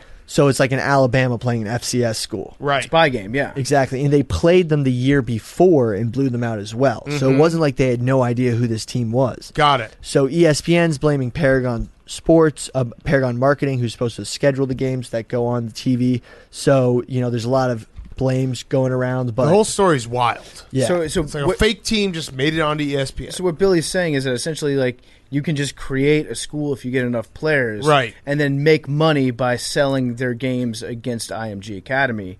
Correct. It actually sounds a lot like Firefest. This whole school sounds like. Is Billy McFarland involved in this at all? So from the sounds of it, there was former players who came out back when the school was called Christian of Faith. Yeah, which that was preparatory. it was Christian of Faith Academy. Then which they is, like, rebranded as fake of a school name as you could come up with. rebranded to Bishop Sycamore to sound more like a Bishop Gorman, Right. like a powerhouse. Anyway, it falls under the same jurisdiction of school as like an Amish school on like an Amish settlement. They Like, don't use they're zippers. Not state affiliated, so Right. like, that's how they came into being. So technically, they are a school of sorts, but they're supposed to report their attendance to the state. Got it. Okay. is- One thing I'm absolutely certain of already is that Bishop Sycamore jokes are going to be made by the least funny people Correct. in America for the next 12 months. Correct. They also played 2 days before. Yeah, which that's the Yeah. part where I feel Yeah. bad for the kids. That's Yeah. very dangerous. Turns out the kids said that They're all adults. Well, not some all of them are kids. Yeah. It's like Not all of them. there are kids involved. So back in 2018, a player who The had played roster's for- not all not all. There's some guys who are like I think graduated high school, right? yeah, like double PGs, not Right. just regular PGs. But there are kids too, right? There's Yeah. 16, 17-year-olds. There was an interview with a guy in Complex today who played at Bishop Sycamore for, I think, the 2018 to 2019 season when he was 15. And they basically said, like, yeah, we've got the state-of-the-art facility. They brought the kids up there, said that they were going to be, like, on Netflix and everything, like a Last Chance U type situation. Yeah. And it turned into them just having to live in a hotel Jesus. for, like, 5 months. So it's definitely run by somebody who is, like, probably the coach, who then fired – did he fire himself? No, the founder fired him, but he's Founder claiming might be the coach. The founder definitely has his hands clean and all Yeah. this. He's like, wait, It's a this is Mike Richards this situation. This is not what Bishop Sycamore stands for. his name Coach. is Andre, the Oh, founder. okay. Something. So that's different than Roy Johnson, right. who has an arrest warrant. Got it. And by the way, Mike Richards also Yeah, got he did fired. get fired. From. I think did he also fire himself for I being think so. executive producer? I think so. So yeah, got another one. No one bites the dust, right? Yeah, tough. Yeah. All right. Good hot seat. Crazy story. Insane story. Like, I don't know how they get up on ESPN, but It was very funny to see the announcers in real time just Like, like start this to isn't turn right. against the broadcast. yeah, like because they didn't even give a real roster. Uh-huh. They just handed them a piece of paper with like names on it, nothing else. No names. Yeah. All right, your cool throne. Urban Wildlife, they found an 80-pound cougar in the Bronx Okay. yesterday. So Oh, reminiscent of the tiger story with the guy who had a tiger and a crocodile in his apartment. Remember Tiger King? mm-hmm. Yeah. Yeah. So the cougar. How big is a cougar? About the size of a puma. Okay. Oh, Which is okay. about the size of a mountain lion. Exactly. Yeah. Okay. Got it. How many turtles stacked on top of each other? 16. Okay. What would a cougar eat in like an urban environment? Rats. They should release more cougars onto the street. It was being kept as a pet. That's what they call Got Fleet it. Week, guys. Got it. All right. Should we get to our interview? We have Jerry O'Connell. Awesome interview in person. Jerry O'Connell's the best. Before we do that, PFT, you got a quick word from our sponsor? Yeah, HelloFresh. Love HelloFresh. They're the absolute best. With HelloFresh, you can get pre-measured ingredients. You can get fresh ingredients. You can get mouth-watering seasonal recipes delivered right to your door. If you're out there and you're wondering, how do I simplify my life? There's a very, very easy way to do it. That's using HelloFresh. A lot of us are on diets right now. Maybe you're coming down from a summer where you've had a little bit too much to drink, not feeling at your healthiest. If you're looking for an easy way to get back into shape, to get healthy, and an affordable way, you got to look to HelloFresh. It's America's #1 meal kit. I don't know if you guys ever experienced this, but if you go back to your apartments and you walk through the lobby or wherever they keep the packages that have been sent to people in your apartment, when I walk past a HelloFresh box, I get very jealous because I know that person's going to have a tasty meal and it's going to be an easy meal to cook. HelloFresh cuts out stressful meal planning and grocery store trips with less prep, less effort. It's got minimal cleanup, too. That's a big one. So you can enjoy cooking and get dinner on the table in just about 30 minutes. It's got calorie-smart options, so it's easy to enjoy tasty, low-cal meals this summer without scouring the grocery store for ingredients and the web for easy recipes. You can choose from 50 menu and market items each week, from vegetarian meals to craft burgers, extra special gourmet options. These are all available. There's something for everyone to enjoy, with all recipes designed, tested by professional chefs and nutritional experts. They can get the produce from the farm to your door in less than a week. That means you get fresh, high-quality ingredients. We love HelloFresh on this podcast. We have a special deal for you guys. You can go to HelloFresh.com/PMT14. That's promo code PMT14 to get up to 14 free meals, plus free shipping. That's a crazy deal. Go to HelloFresh.com/PMT14. Use promo code PMT14 to get up to 14 free meals. We love HelloFresh. They are America's #1 meal kit. Now here he is, Jerry O'Connell. Okay, we now welcome on one of our favorite guests, recurring guest in studio. I think we're the only show that does their fantasy football preview like this, and I think this is the 3rd or 4th year in a row. It is Jerry O'Connell, our favorite. It is so exciting to be back here. I mean, I don't even know what to tell you guys. Ever since I was on your show, those who might not recall, last year I talked about, it was around this time exactly last year, and I was talking about draft strategies. And I said I have a lot of tics and OCDs when it comes to my teams, and I have to have a few Browns on my team because the last time I won, Braylon Edwards and Derek Anderson were on my team. I have to have a few Jags on my teams because the last time I won, Maurice Jones-Drew was my running back. And I have very weird tics. But this year I made a very long list as to why I can or can't draft players from teams and positions and such. Okay. Well, let's get to that list. Wait. So you're trying to change yourself? Well, it's not that I'm trying to change myself. It's just that commenter, it's like when you're in a relationship, okay, and it's not working out, you know, and you just try and you keep trying and you keep trying to make the relationship work out, and it's not working out. Enough is enough. It's big that you're trying to demonstrate growth, that you're self-reflecting. No, scouting yourself. It's not growth. It's time to move on. Blow the whole thing up. It's time to move on. Yeah. Sometimes relationships work out. And sometimes they don't. You're like hiring a whole new GM in front office. I love this. I was making more of a relationship analogy. Sometimes it's just time to call the lawyer and say, I want out. Yeah. How do I do this? Deal. Get me the house. So let's start with the Browns. Yeah. Wait. Before we do that, what are you doing these days? Let's plug something. I'm on a show called The Talk. It's a talk show on CBS. It's on weekdays at 2 p.m. on CBS. I'm the first male host on the panel. It's groundbreaking. Breaking barriers. The Jackie Robinson. Finally, we have someone. I'm breaking the not the glass ceiling. I'm breaking the Finally, breaking the plexi floor. My 2-year-old son can look at the TV and be like, "Look, as a white man, I can someday make it to TV." That's exactly. That's what's happening there. You know, so it's really fun. I have a fun time doing it. It's awesome. It's a good show. I start officially. Oh, you haven't even started? I haven't even started. So you haven't even broken the ground? You're standing with the shovel and the hard hat. I filled in for a month. I was abjectly unemployed all through the pandemic. I'm sorry, it got really quiet in here. Sorry, everybody. Wait, are you just making up a show to plug so that you don't seem like a loser? You're like, no, I'm going to be on TV every day on CBS Network. No, it's a real television show. It's just, it's not your demographic. You know, it's a daytime. No, but you're a friend, so we will support it, and we will get everyone to support it. MILFs love us. Yes. Yeah, I mean, it's it would be great maybe to have you guys on as like done. I don't know, like a grit. We could do like a Grit Week thing. By the way, thank you for closing out Grit Week with me. This is the end of Grit Week. This is the official end of Grit Week. Yes. You guys are the best. Wait, are you moving to New York?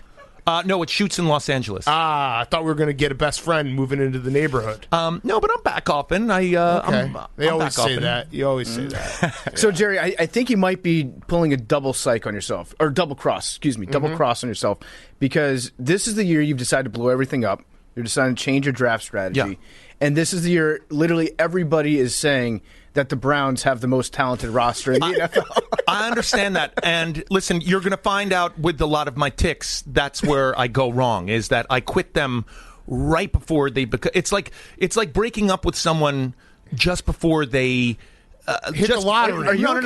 Jerry, are you okay? Are you going through like a... Let's be realistic. Is Rebecca doing okay? No, everything's fine with our marriage. We did it. We made it through the pandemic. I didn't think we were going to make it, but we did. Like, I have to be honest with you.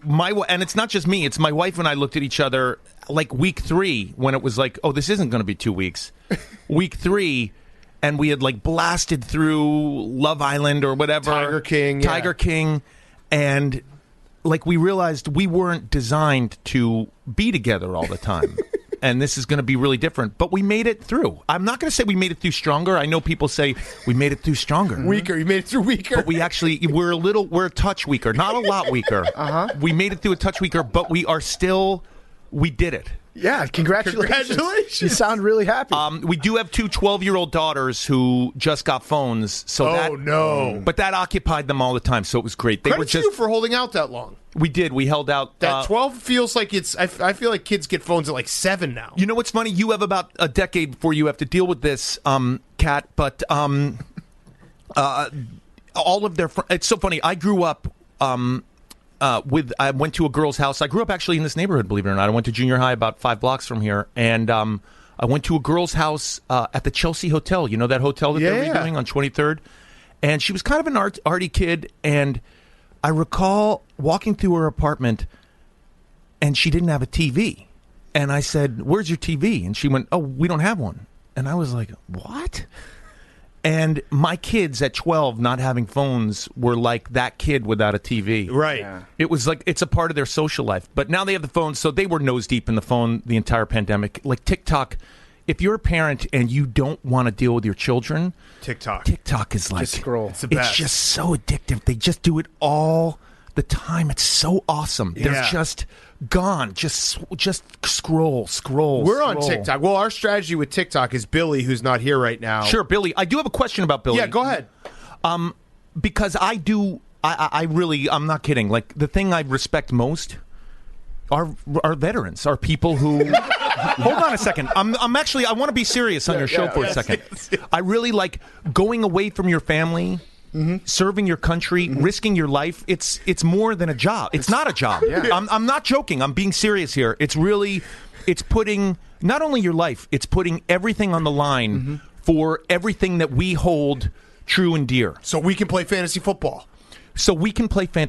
I'm really grateful. I'm really one of those people who I don't care. I don't care how many times everyone said it. Thank you for your service. Yes, thank you, Billy. If thank you is almost not enough. If by the grace of something I'm given a business class seat and I see anyone in close to anything that's camouflage, green, anything, I'm saying, this is yours. Smart, yeah. But yeah, he's special. He's a special guy. Is Billy a veteran? Of the war on Christmas. Yeah. Yes. So he is not a veteran. No. I have a big problem with this, guys. Well, hold on. He's not a veteran per se, but I think you could say, like, Billy would have made a great Navy SEAL. No, so is it really no, like, Kat. that's kind of a technicality that he wasn't actually a Navy SEAL. He also said that he would trade it all to become a Navy SEAL. This is actually when he didn't even have a job here. He said he traded all, which was trading nothing Kat. to be a Navy SEAL. So he's, yeah. Commenter, you cannot tie Army issue shoes to your backpack and walk through the streets like you just got off of a plane leaving Kabul. I know. And you just served. It's not okay. It's like those freak shows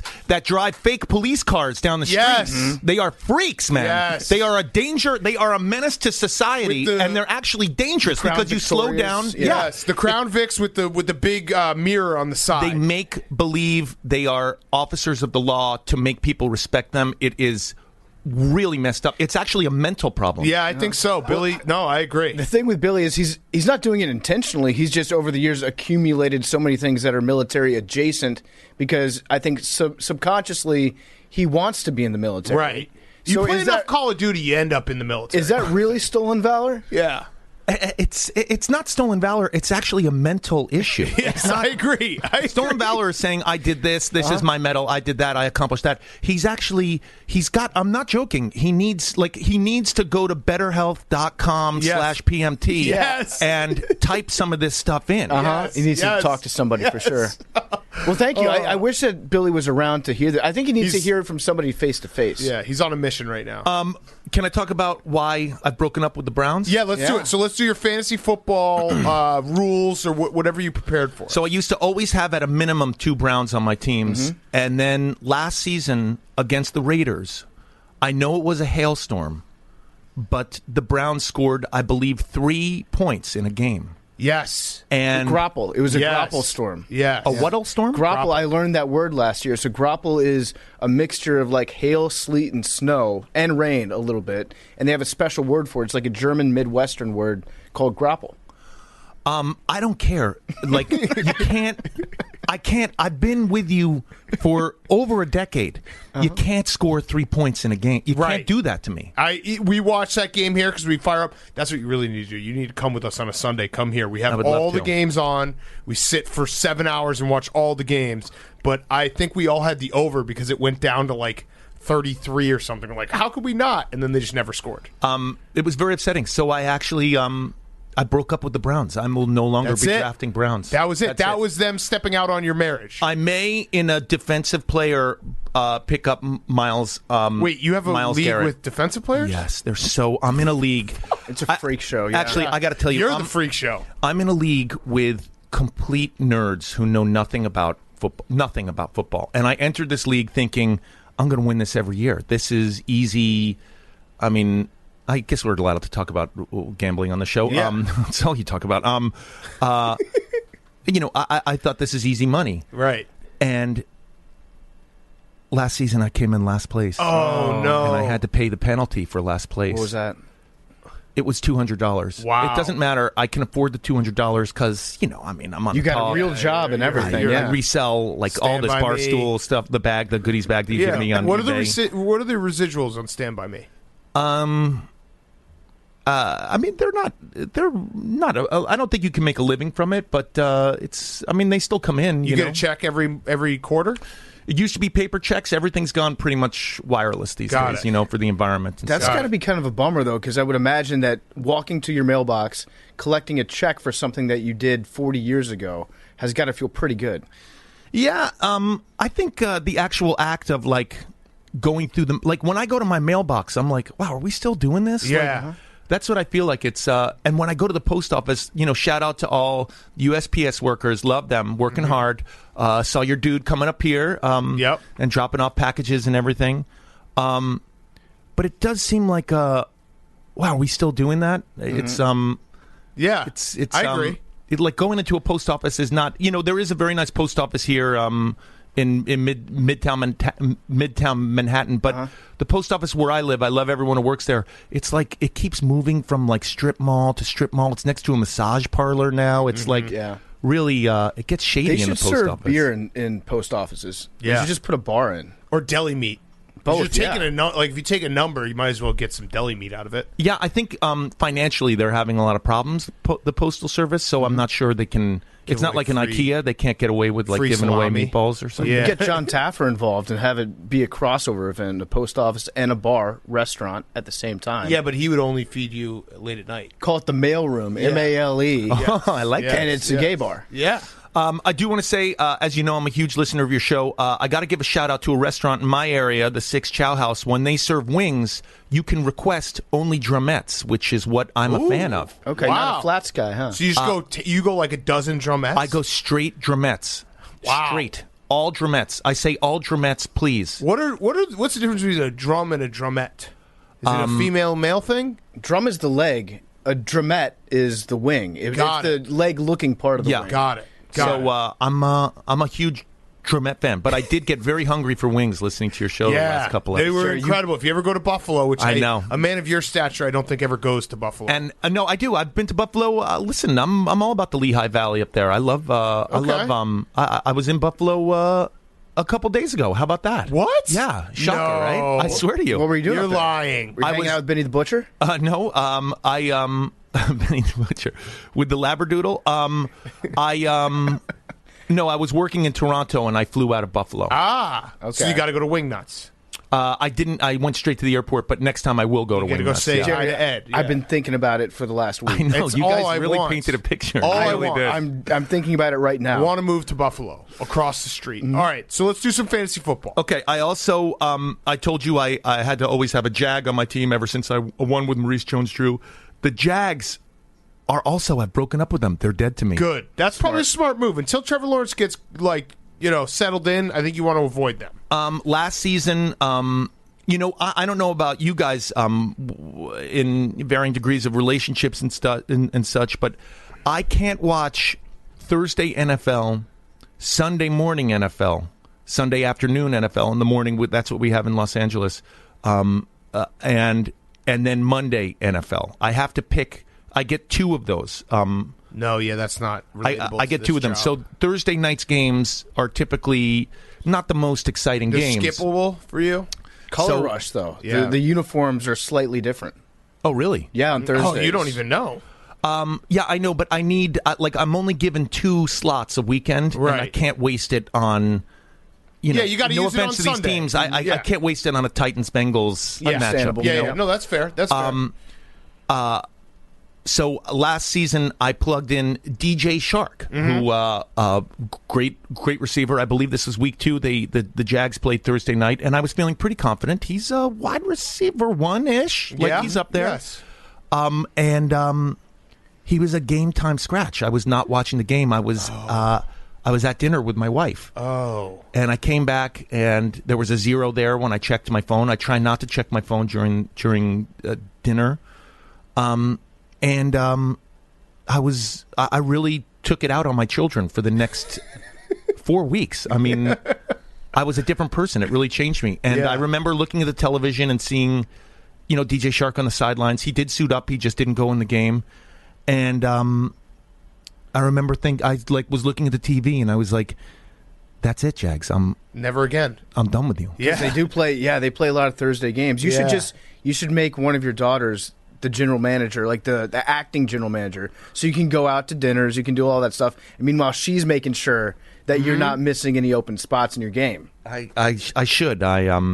I don't trust anyone. I don't like partners in my leagues. I don't send that email or that link to be like, "Hey, let's be a co-manager." I don't do that. It's my thing. It's, Right. Right. Also, some of my team names, like at work, are like a little offensive, so I Right. don't want that ever getting out. Right. You What know? are we going Right. with this year? Ezekiel Elliott. How about that one? Ezekiel Elliott. I really like that. It's mostly like work jokes where I work. It's like I'm at like I make fun of people who have been let go, gotten in trouble, and Right. stuff like Right, that. I right. don't want to mention it because I'm sure they'll listen to Right. this and Right, stuff. right. And then Right. I'm typically asked by a superior to change my name, and it becomes like a funny thing because I blasted out on an email. And Right. It's funny. Okay. I But love nothing like highly offensive. No, I no, it's don't, just more inside jokes. inside joke stuff. Yes, yeah. yes. All right, so let's do your fantasy rules. Okay.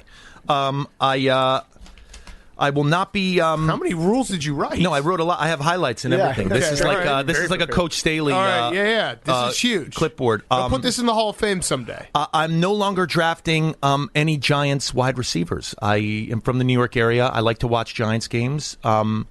I won't be after Darius Slayton, who I started last season in Week 1, had 2 touchdowns in that first game, if you recall, and then for the rest of the season, he only had 1 touchdown. Whoa. And the Giants receivers are dead to me. Yeah. Okay, that's fair. That's all it takes. Yeah, That's fair. So not a believer in Daniel Jones. Yeah. I'm just not touching their receivers, so I don't even care. Like, it's like, I got to tell you, it's like relationships, commenter. It's like, you have to, if you break up with somebody, it's like, I don't care what you do. I'm not Seriously, going are to you check okay, your Jerry? Instagram. Are you- Yeah. are you I'm fine. all right? Yeah. I'm fine. It's Yeah. just, I get very, like, this is an exciting time of year for Right. me. No, I've done a you're number of excitable. mock drafts. I actually had to bite the bullet and join a fantasy guidance site where I've been doing hundreds of mock drafts a day. You're like the biggest mark ever for a fantasy, for like a person who makes their living coaching other people's fantasy teams.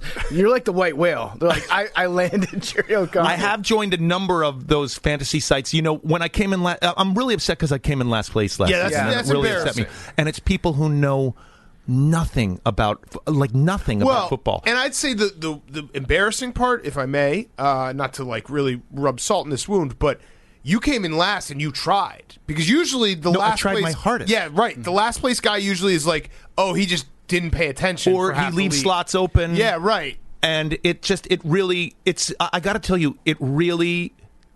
I made a betterhealth.com/PMT joke earlier, but I obsessed over it all year long. Yeah. No, I can tell it's That'll pent stay up. with you. So we're going to do it this year. All right, so no Giants. No Giants receivers. Yep. Everyone else, these are specific. The Jets. I'm from the New York area. I like to watch Jets games. I said on your podcast that I like to draft Jets. Last season, with my third round pick, I picked Le'Veon, who played. Yep. I counted. He played 3 quarters. All season long, he played 3 quarters. Honestly, I've totally He didn't play forgotten. 3 That was games. your third guy. Yeah, didn't play for a 3 second I was games. like, wait, oh yeah, he was on the Jets. He played. He was really good for a long time. So then he went to the Chiefs, and I was like, "Oh, here we go. Yep. Now I got you guys. I'm going to be like the Yankees. Yeah. I'm going to come in the home stretch. Here I come. By the way, at this point, I'm not playing to win. I'm playing to not be in last. Right. And I was getting excited about it. Last season really messed me up. Mm-hmm. So I will never be drafting Jets again, although I may draft Corey Davis, and I may draft that guy Carter. Just Okay, because. so no Jets except for 2 Jets. No Jets, but they're going to be on my bench. Okay. This is just a personal thing. I don't draft any Steelers. I'm sorry to tell you guys. Okay.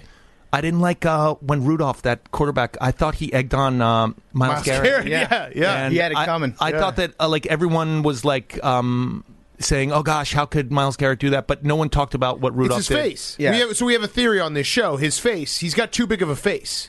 It's Like, very you see his face and you're like, I don't like it. I don't know what's wrong with it, but I very don't like it. punchable. He's got like the Kool-Aid lips just too. It big. looks like he's got like a red ring He's got a around him all big-ass the time. head. Just kind of want to punch him. Yeah, I don't want any smoke with anyone, but like you guys are obviously creating. But I just thought I can't deal Okay, with the Steelers so no that way. Steelers. Can I give you just a real quick piece of advice? Yeah. I know this goes against your no Steelers rule, but Okay. if you're playing in a league with defenses, a good rule of thumb is just like draft a Steelers defender because Right. they're usually not bad. Right. They'll usually end up being like worst case scenario average. For I do have like OC. I told you I suffer from obsessive compulsive disorder, especially with fantasy football. Betterhelp.com/PMT. But I have to have the Baltimore. I have to have the Ravens defense on Have my to. teams. So, like, And no matter where you'll they draft are- them first round if you have to. No, I won't draft them first round. But when I see the Rams going, or what are some other defenses Like out there? Seahawks, The Steelers. Bucks, yeah. That's when I gotta do might it. not take Corey Davis or You got to have the Ravens. or Michael Carter. I might take a I'm Ravens defense. kind of the same way about the Seahawks. I just assume that the Seahawks defense is always going to Yeah. be good because the Legion of Boom. Remember that? Sure, of course. Sure. Suggs, Lewis, Ladarius. Come on. Ed Reed. The Bears. I got to get to the Bears. I'm so sorry, Kat. Uh-oh. I think 2017 I drafted, maybe with my first round pick, a running back named Jordan Howard. Yeah. Only to watch another running back, Tariq Cohen, get pretty much every red zone pass from 6'7", Mike Glennon, Mitchell. Yeah, Mitch and, was there, the MVP. That was a very bad Bears offensive season, yeah. And it's just so painful when you waste a first round pick and then. Oh, you took him in the first round, Jordan Howard. I believe he was up there. He was Okay. first or second. Yeah. He's not on the team anymore, though. Hasn't been. I understand he's not on the team, but I can't look at the Bears. Okay. I can't look at their running game at all. You know what? I'm not going to fight you on that because I've watched too many Bears games where the offense is just putrid, so I agree with you. Another running game I can't look at, Vikings running game, and I know that's like What? crazy because they have Dalvin superstars Cook, yeah. on that team. I just I don't believe in. I didn't know what switching your children was until I heard a running back from that team talk about. Adrian punishing Peterson. children. Yes. Yeah. So that's Switches. they're off for that. And it really shook me. It shook me. Right. And I That's can't fair. look at any so of their Man's running gotta backs. have what about the Chiefs? Chiefs are okay. You got a sliding scale of. Chiefs are okay. You can Yeah. draft any Chiefs. Got it. But You they got. Oh, you're talking about Tyreek Hill. Yeah. You can draft any Chief that you want. I'm okay so with sliding the Chiefs. scale. That's okay. I'm Duality okay. of man. I'm okay with all Cowboys. What about Okay. What about Panthers wide receivers? I'm okay with all Panthers. So Wow. again, all a Panthers. sliding scale. On Yes. that. I would never draft a Panthers quarterback because last season, when I came in last place, the opposing team I was the team I was up against for last place was playing against someone who did not play a quarterback because it's a 2 QB league, so you can only have 2 QBs. He stashed Bridgewater. Oh, and I was like, you gotta like dump Bridgewater and pick up a quarterback. And he was like, this is collusion. You can't talk to me. I'm not even playing you. And I was like, I need you to win this game. And he wrote back, I'm stashing Bridgewater. So my name in that league is Stashing Bridgewater. So I will have nothing to do with any Panther quarterback. or now any Broncos quarterback. What about Okay. Patriots tight ends? Patriots tight ends are fine. I will never touch Patriots wide receivers. No one knows who do you draft? I will say Patriots running backs I am okay with, especially now that there's more of a clear leader, Damian Harris. Rams, yeah. But last season, it was a bye week, and I was in desperate need for a running back, and this was not collusion. I talked to someone else in the league who was in desperate need for a wide receiver, and I, for a 1 week swap, gave him Nelson Aguilar for What? for Rex Burkhead. It's not collusion. That is collusion. No, it's a 1 week That's swap. the definition of talking collusion. about? It's a 1 week swap. It was an even Steven swap. He needed a wide receiver. I got Rex Burkhead, who had 2 touchdowns in that game. Was it a handshake deal, or was there? Let me ask There was you this. no paper trail. Yeah, There so were no that's how emails. I know it's collusion. Yeah. Is because you went out of your way to not leave a paper trail. Did you feel a little 'Cause dirty? You knew it was wrong. No, not in the slightest. I looked and saw who needed a wide receiver, and I said, you have Rex Burkhead sitting on your bench. Hey, how about Nelson Aguilar for a week, and I get Rex Burkhead? Ha ha. It was a joke. And then next thing I know, I got a request, and I hit confirm. And then the week after, I sent him the request back, and it was fine. What's the big deal? Guys, relax. Slow down. Summer. Coors Light, guys. Come on. Take a chill pill. Let me ask you this: How many leagues are you in right now? I'm in 5 leagues. Oh my God. Are you looking for another? Because we have a fantasy football league that we're in. This is our second year in a row with CJ McConnell. Okay. McCollum. Sure. CJ McCollum. Okay. And I'm in. I will Julius do it. Randle. Okay, all right, yeah, you I will do it. I'm in. I'm in. You don't have to go through the whole I'm thing. just letting Yeah. you know, there's Julius Randle and there's Great. Turtle from Entourage. Exciting. He's Yeah, in sure. it. Jerry Ferrera. Jerry Ferrara. Yeah, so Yeah. we have a team. Would you like to manage our team for us? Maybe would. even draft. It's a high roller buy-in. It's $1,000 buy-in. Holy shit. We've got that covered. We got it covered. So you just have to be our general manager. Do I have to do something for that money? Are you guys going to make me no, transport not lose. something or We'll something? count this. We'll count this. This is your your payment by Just- appearing on our show. Just don't lose. yeah. I'm in. All I will right, do it. perfect. Yeah. Love it. Done. Love Come it. in last. So the just draft know is there'll be next no Wednesday. fucking Browns or Jags on this Okay, team. yeah. Just I want- understand I want that. you Or to be Jets, you. except for 2. Or Bears or no, Steelers. No Cardinals running backs either, because last season I lost to Kenyon Drake, an opposing team. He had 2 touchdowns in a game. I just couldn't believe it. Yeah. No Houston Texans running backs, because in 2016 I drafted Lamar Miller, and that didn't go too well. I believe I Okay. drafted him in the 1st or 2nd round as well. And every season, like with the 15th round, Jerry takes Duke Johnson Jr. It's a nightmare. I can't wait till when this airs. We're going to air it next week, but when this airs and some AWL has the time to put this all together, that you basically are drafting from a pool of like 30 people. Yeah, I mean, yeah. It's a very. It's what I'm comfortable with, and this has been years of fantasy. I'm coming out of. It's almost like. I feel like it's a rebuild. Like last year, now I'm in the rebuilding process, Yes. and I feel like Yes. I'm going to rise out of the ashes. By the way, just to say, when I quit those Browns, and I said, unlike that famous movie, I can quit them. They lost to the Raiders, which had the worst defense. I mean, that was going to be what was going to put me over the top. Right. Although last season I did have my first 200-point game. Wow. Ever, which was a lot of ups and downs last season. But of course it was with I had Will Fuller when he and It's like one healthy game a year that you Deshaun get. Watson. Yeah, Deshaun Watson when they had that. I think it was like a Thanksgiving Day game where they just lit me up. Against the And, Lions. Yeah, it was my first 200-point game, and then I was like, something bad's going to happen. Something bad's going to happen, and then literally like a day later, Will Fuller was like, "Oh, I'm gone for the rest of the season." that's Bye, usually everybody. how he goes. That happens. Yeah. And so I will not draft any. No Texans Texans running back. No No. Texans at all. it No. sounds like. I will draft Texans running back. We'll draft Texan wide receivers and quarterbacks. Okay. They've done well for me. So, Okay. I have no just idea to- what's going to happen just to- there. Who's going to start there? Just Yeah. to put a pin in it, no Vikings running backs. Right. Texans quarterbacks. Okay. Texans quarterbacks okay. Vikings quarterbacks okay. Vikings wide receivers okay. You have Yeah. to look into this. Giants running backs okay. Mm-hmm. Cardinals wide receivers. Cardinals Wide quarterbacks. receivers, yeah. Totally Yeah. fine. So I mean, it's like a specific groups that I can't touch because they burned me. Okay. Yeah. And you know what? Afuma can't be fooled again. Yes. That's right. So, Yes. so next Wednesday at, I think it's 8 p.m., that's when the draft is. That's when we're going to run this. So Okay, it'll be good. today, as we say. Today. A couple players that are of value, I think, that are out there. Mike Davis, running backs in Atlanta. You can have. Wait, don't give Atlanta. our entire strategy away. Oh, okay. It's T. okay. Higgins going to be a CJ's very drunk valuable, right now. He's not listening.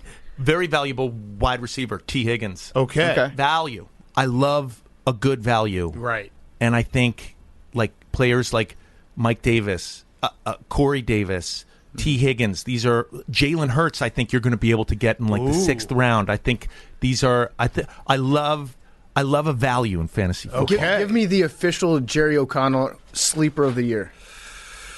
Patrick Mahomes. I mean, I think with injuries down there now, I think it's not a sleeper, but no one talks about James. I can't believe I'm talking about a Jag. Yeah, you Oh, no, you can't quit do them. it. You can't do it. All Can't it quit takes them. is I might take James Robinson now that there's been injuries Bird. down it there takes and everything. one injury to Travis Etienne, and you're like, all right, fuck the no Jags. rule. I'm back, Maurice baby. Jones-Drew, never forget. I'm back. I love it. Sleeper of the year. I don't know. You know, I would normally would say like Damian Harris up in like it's, but I have no idea who J.J. Taylor is. I know nothing about him. Undrafted, that other running back. Sleeper of the year. I'm not ready to say yet. I'm not ready to give it out. I will say this: never draft a Bears kicker ever, as long as you live. Ever, Yep. ever, Yep. ever. Smart. Ever. Cairo Santos is good. Ever. But yes. Ever. Yes. Ever. Never. Okay. Ever. It's the moosh. It's what will ruin a team. It will bring down it will bring down it will bring down dynasties. It's like Even a very, very good team that like looks like it could go all the Yes. way. Never. Yes, never. The moosh. what else? Oh, I love all Dolphins.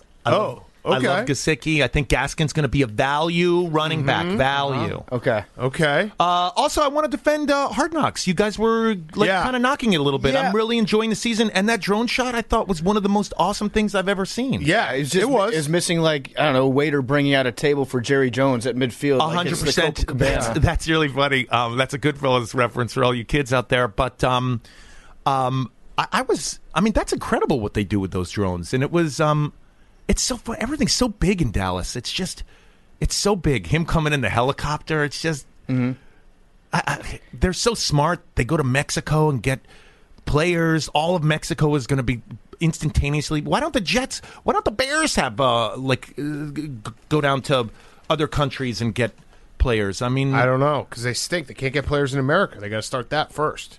I think that. So you make a good point. There are parts of Hard Knocks that are good, that are entertaining. I would actually be happy if they just made last week's episode just 30 minutes. No, I totally hear and what take you're out saying. maybe all the contact lens drama that they was had. like that was like Saw. That was too like much. so gross. I can't deal When they with were- people touching eyes. Oh, it was so gross. It was like Saw. Yeah. 4. Yeah. It was the grossest thing I've. Just do drone shots. The card doctor, Jerry Jones, and Trayvon Diggs' son. Yeah, but that Rec Spec stuff was really fun. It was Yeah. really. I will probably stay away from Cowboys. I was a little upset with the Cowboys last season. I thought when Andy Dalton was going to come in. To quote Michael Fabiano, he was given the keys to a Ferrari. I thought for sure the Cowboys were going to make a run for it, but nope. Man, they got to do something about that backup position. Yes. That was really we're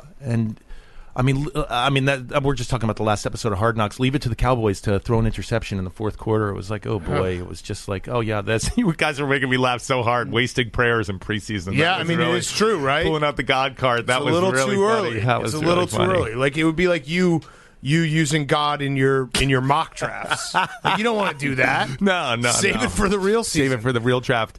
I told you I'm using guidance this season. I've narrowed it down to one site, and it seems they're some of those fantasy like assistance sites. Some of them are really busted. No offense to like Eastern Europe or something, but I can tell like they're not fantasy. Yeah, it's like you can tell they're cutting and pasting stuff, and it's almost like a make believe website. And I can't believe I plugged my credit card in there. It's just like deep web shit. Yeah, and it's just like, yes, this player very good. He run fast. You pick in second round. You will take Thurman Thomas. He is very good running back. You should just log into like chat roulette and just ask random people. Yeah, that you catch like jacking off. Hey, what do you think about Myles Garrett? This is you're basically like the famous drill tweet, which you might not know, but it's like, someone please help me with my budget, and Jerry O'Connell's like, I've $20 on drumettes, right? $15 on flights, right? $10,000 on fantasy football guidance. How am I poor? Yeah. It's I agree with you. I'm not going to disagree with you. It's good. I feel like I got a lot out. I really wanted to come back and just tell people how I've moved on from certain relationships in fantasy. Yep. Well, we love having you here. So let's finish it with the Mount Rushmore draft. Oh, great. We had the Mount Rushmore of fantasy draft. Sure. Order. Position. Oh, no, order. Order, yeah. Order. Sure. Which was maybe the dumbest thing we've ever done. Sure. So we're going to try to go even dumber. Okay. We're going to do the Mount Rushmore of fantasy positions. Okay. It can't be as bad as the buildings one you guys did. That was people didn't like it. People didn't that was like pretty it. painful. Yeah, people didn't like it. That All was right, so pretty painful. you're our guest, so why don't you start? Okay. I'm going to I think we talked about it earlier in the show. Just a defensive player, an individual defensive That's player. your first pick. Okay. That's my first pick. Yeah, 1-1. that's your first pick. All right, No, not defenses. Right. Yeah, An individual defensive player. You're defensive talking player. about like your taking first a pick. linebacker. Yeah. Yeah. First. I will. I will probably be taking a Brown. I know I said I was breaking up with them, but it's just a defensive player, Yeah, so it's totally just, different. But I am a huge Myles Garrett fan, and I will be taking a Brown. It's different than anyone Because on of the what he did to Mason Rudolph. not because of what he did to Mason Rudolph. Obviously, violence. No one should choose violence. But I thought that he took the blame for something that was not entirely his fault. Right. I think we only saw one side of the story. Many there. fine people on both sides. Right. I didn't say that, commenter. I said I just don't think we heard his story. Okay. Right. Okay. All right. I'll go next. I'll go QB1. All right, that's a good pick. Thank you. But, Appreciate it. But a lot of people would say, Matthew Berry would say, why are you taking a quarterback in the first round? I love taking quarterbacks. I mean, he fell on his face with that Mike Vick thing a few years ago. Never forget that, by the way. Yep. All right. My first pick is going to be... You have two picks. Or no, Hank's gone. Yeah, Hank. Yeah. My first pick, you know what? I'm gonna go flex. Okay. Love flex. Yeah. Love the flex because you gotta always have it in the back of your mind all season long. And if you have a flex, then nothing is off limits. Like I always guess wrong though on my your flex. season is never truly Yeah. over if you have that flex spot. Yeah. All right. You took that one from me. I'll audible here. I'll go kicker. Whoa. You have All two right. now. Guaranteed Never points. a Get a lot of Bears. points. Not from the Bears. Not from the Not from the Bears. But Bears. if you get a team that's not a great team, they have a bad quarterback, Yep. can't convert in the red zone, you're going to get a lot of points. Minimum like 10, 12 points per game. That can win you Now, some games. counterpoint though, sometimes if you're winning your matchup going into Monday night, you might preemptively bench your kicker so that they don't give you negative points. True. So could that really be a Mount Rushmore spot? It's his Mount Well, Rushmore. for sure. Definitely just based off the numbers, there's really only so many spots on the Mount Rushmore. I don't even think we're going to get 12. No, we go bench. But, yeah, I'll go wide receiver 2. Okay. Wide receiver 2. I'm about to blow. Wait, no, Jerry goes back. Now your turn. Oh, okay. Yeah. Wait, now I got to figure out what Jerry was about to pick. You'll never your guess. pick. You'll never guess what I was going to pick. All right. Your pick, BFT. I'm going to go running back 2. Okay. Because my running back 1 always sucks. Yeah. My running back 1, it's a Jordan Howard situation. I draft somebody that all the magazines tell me to draft. Let me tell you who is the most exciting RB2 in all of football, maybe in all of history. And this is why we play fantasy football. It's for the juice, okay? Nyheim Hines will score you, 0.5 points pretty much 15 out of 17 weeks. Mm-hmm. But for 2 of those weeks, he'll have a 3-touchdown game, and that's why we keep coming back. That's that RB2. Nyheim Hines. Yeah, and when you actually have that running back 2 in your starting lineup, God. you feel like a genius that week. God. Yeah. You just feel it's euphoric. It's the best feeling in the world, commenter. It's the best all feeling right, in my the world. pick. I'll go with tight end. I like having a good tight end, especially if you have like a really top level tight end. It does feel every year like there's like 2 or 3 tight ends and it just completely falls off a cliff, and you're playing tight end roulette for the entire season. Gesicki, value. You're going to get that airline value from Mike Gesicki. Okay, you have 2 picks now. Oh, you guys ready for this? Yep. When you play in an ESPN league in the 2020 season, and you hear rumors that a tight end on the Saints is possibly going to start at QB, and you lock him in at tight end, and then he's announced as the QB, but you locked him in and they can't kick him out, and the whole team is going apoplectic because you have a QB in your tight end slot, and they're saying it's not fair, and you block them all from your email, and you play a QB in your tight end slot. So I'm going to say tight end, who is actually a QB. Thank you, Taysom Hill. Oh, wow. Yeah. We weren't going to predict that. That's great. I was not going to choose that. That was incredible. Like, on the other hand, you also can have a J.J. Watt who can play tight end from a defensive standpoint. Right. And if you have him in a defensive player leag, money in the bank. Yeah. So money. All right, so your next pick. You have 2. You have one more. I'm going to go with, if you're in a 2 QB league, QB 2. Ooh, QB2. Okay. Nice. Good pick. I can't believe it's still there, but I guess I'll scoop up RB1. Mm-hmm. Yeah. Yeah, you're kind of going chalk here. Well, it's still there. Yeah, RB1. It's good value. Yeah, love my RB1. All right, so I'm going to go with kind of a Swiss Army knife position. I'm going to go with the one that says like W/R/T.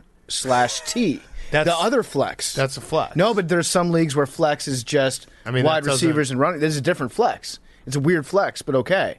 We're running out of positions. But isn't a super No, flex? no, you can go bench. There's still wide receiver 1, defense. Don't tell him. Okay, sorry. No, I'm aware the defense is still on the board, but I feel like a super flex is a thing. Yeah, okay, sure. then I'll get All a right, super Superflex. duper flex for my next pick. No, it's okay. Let me Google super flex. But we're talking about a standard fantasy league. Football. Okay, all right, that's fine. All right, fine. You can have it. You can Fine. have it. If you're going to complain about it, I'll change my answer. I'm going to take defense. No, all you right? have super There's flex. your boring fucking pick. It's defense. You can have Defense. super flex. I'm taking the Ravens defense. Sorry, No. Jerry. Oh, shit. It's off the board. Shit. Wow. I knew it. I knew it was going to go. Okay. All right, I'm going to do a little handcuffing here. I'm going to go TE1 and TE2. Oh, wow. Wait, I have Yes, tight end yes, 1. tight end. Oh, fuck. All right, TE2. Well, he kind of has TE2. I thought he had QB2. Oh, he has QB. I know. I had tight end who is a quarterback, actually- and you refuse to take him out of that slot, and the whole place goes crazy. And then when it's announced that he's not going to be starting, Okay, you write an email very back like, specific. "Oh, sorry, Okay, specific, just getting these." Okay. All right, so tight end 2. I'll take another kicker just in case. Okay, perfect. smart. Love it. Love it. That's an auto draft. Yeah. You take 2 kick. You have 2. Well, it's an kickers auto on your draft. team? You know when you auto draft and it just loads up all the spots? Who You can never puts have too 2 many kickers. Yeah, it's a fact. No, That's that's PFT. You can never should have too much only have leg. one Yeah. kicker on your no, team. No, That's he's it. right. He's right. Never have too much leg.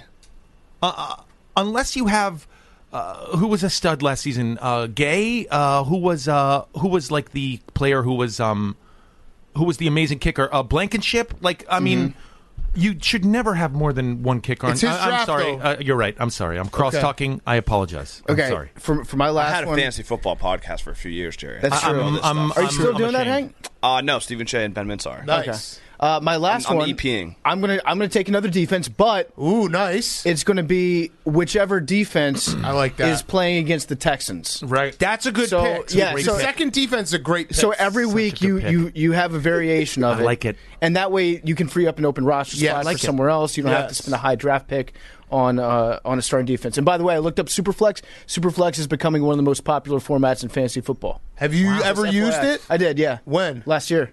What league? My old league. Oh, with okay. the buddies. We also do an auction draft in that one, which I don't care for. Oh God, Yeah, because it's auction drafts 9 are hours of your life. Yeah. I mean, it's 9 hours. I, just- don't have 9 hours. I spend all my money in the first 3 picks because I just don't want to do it anymore.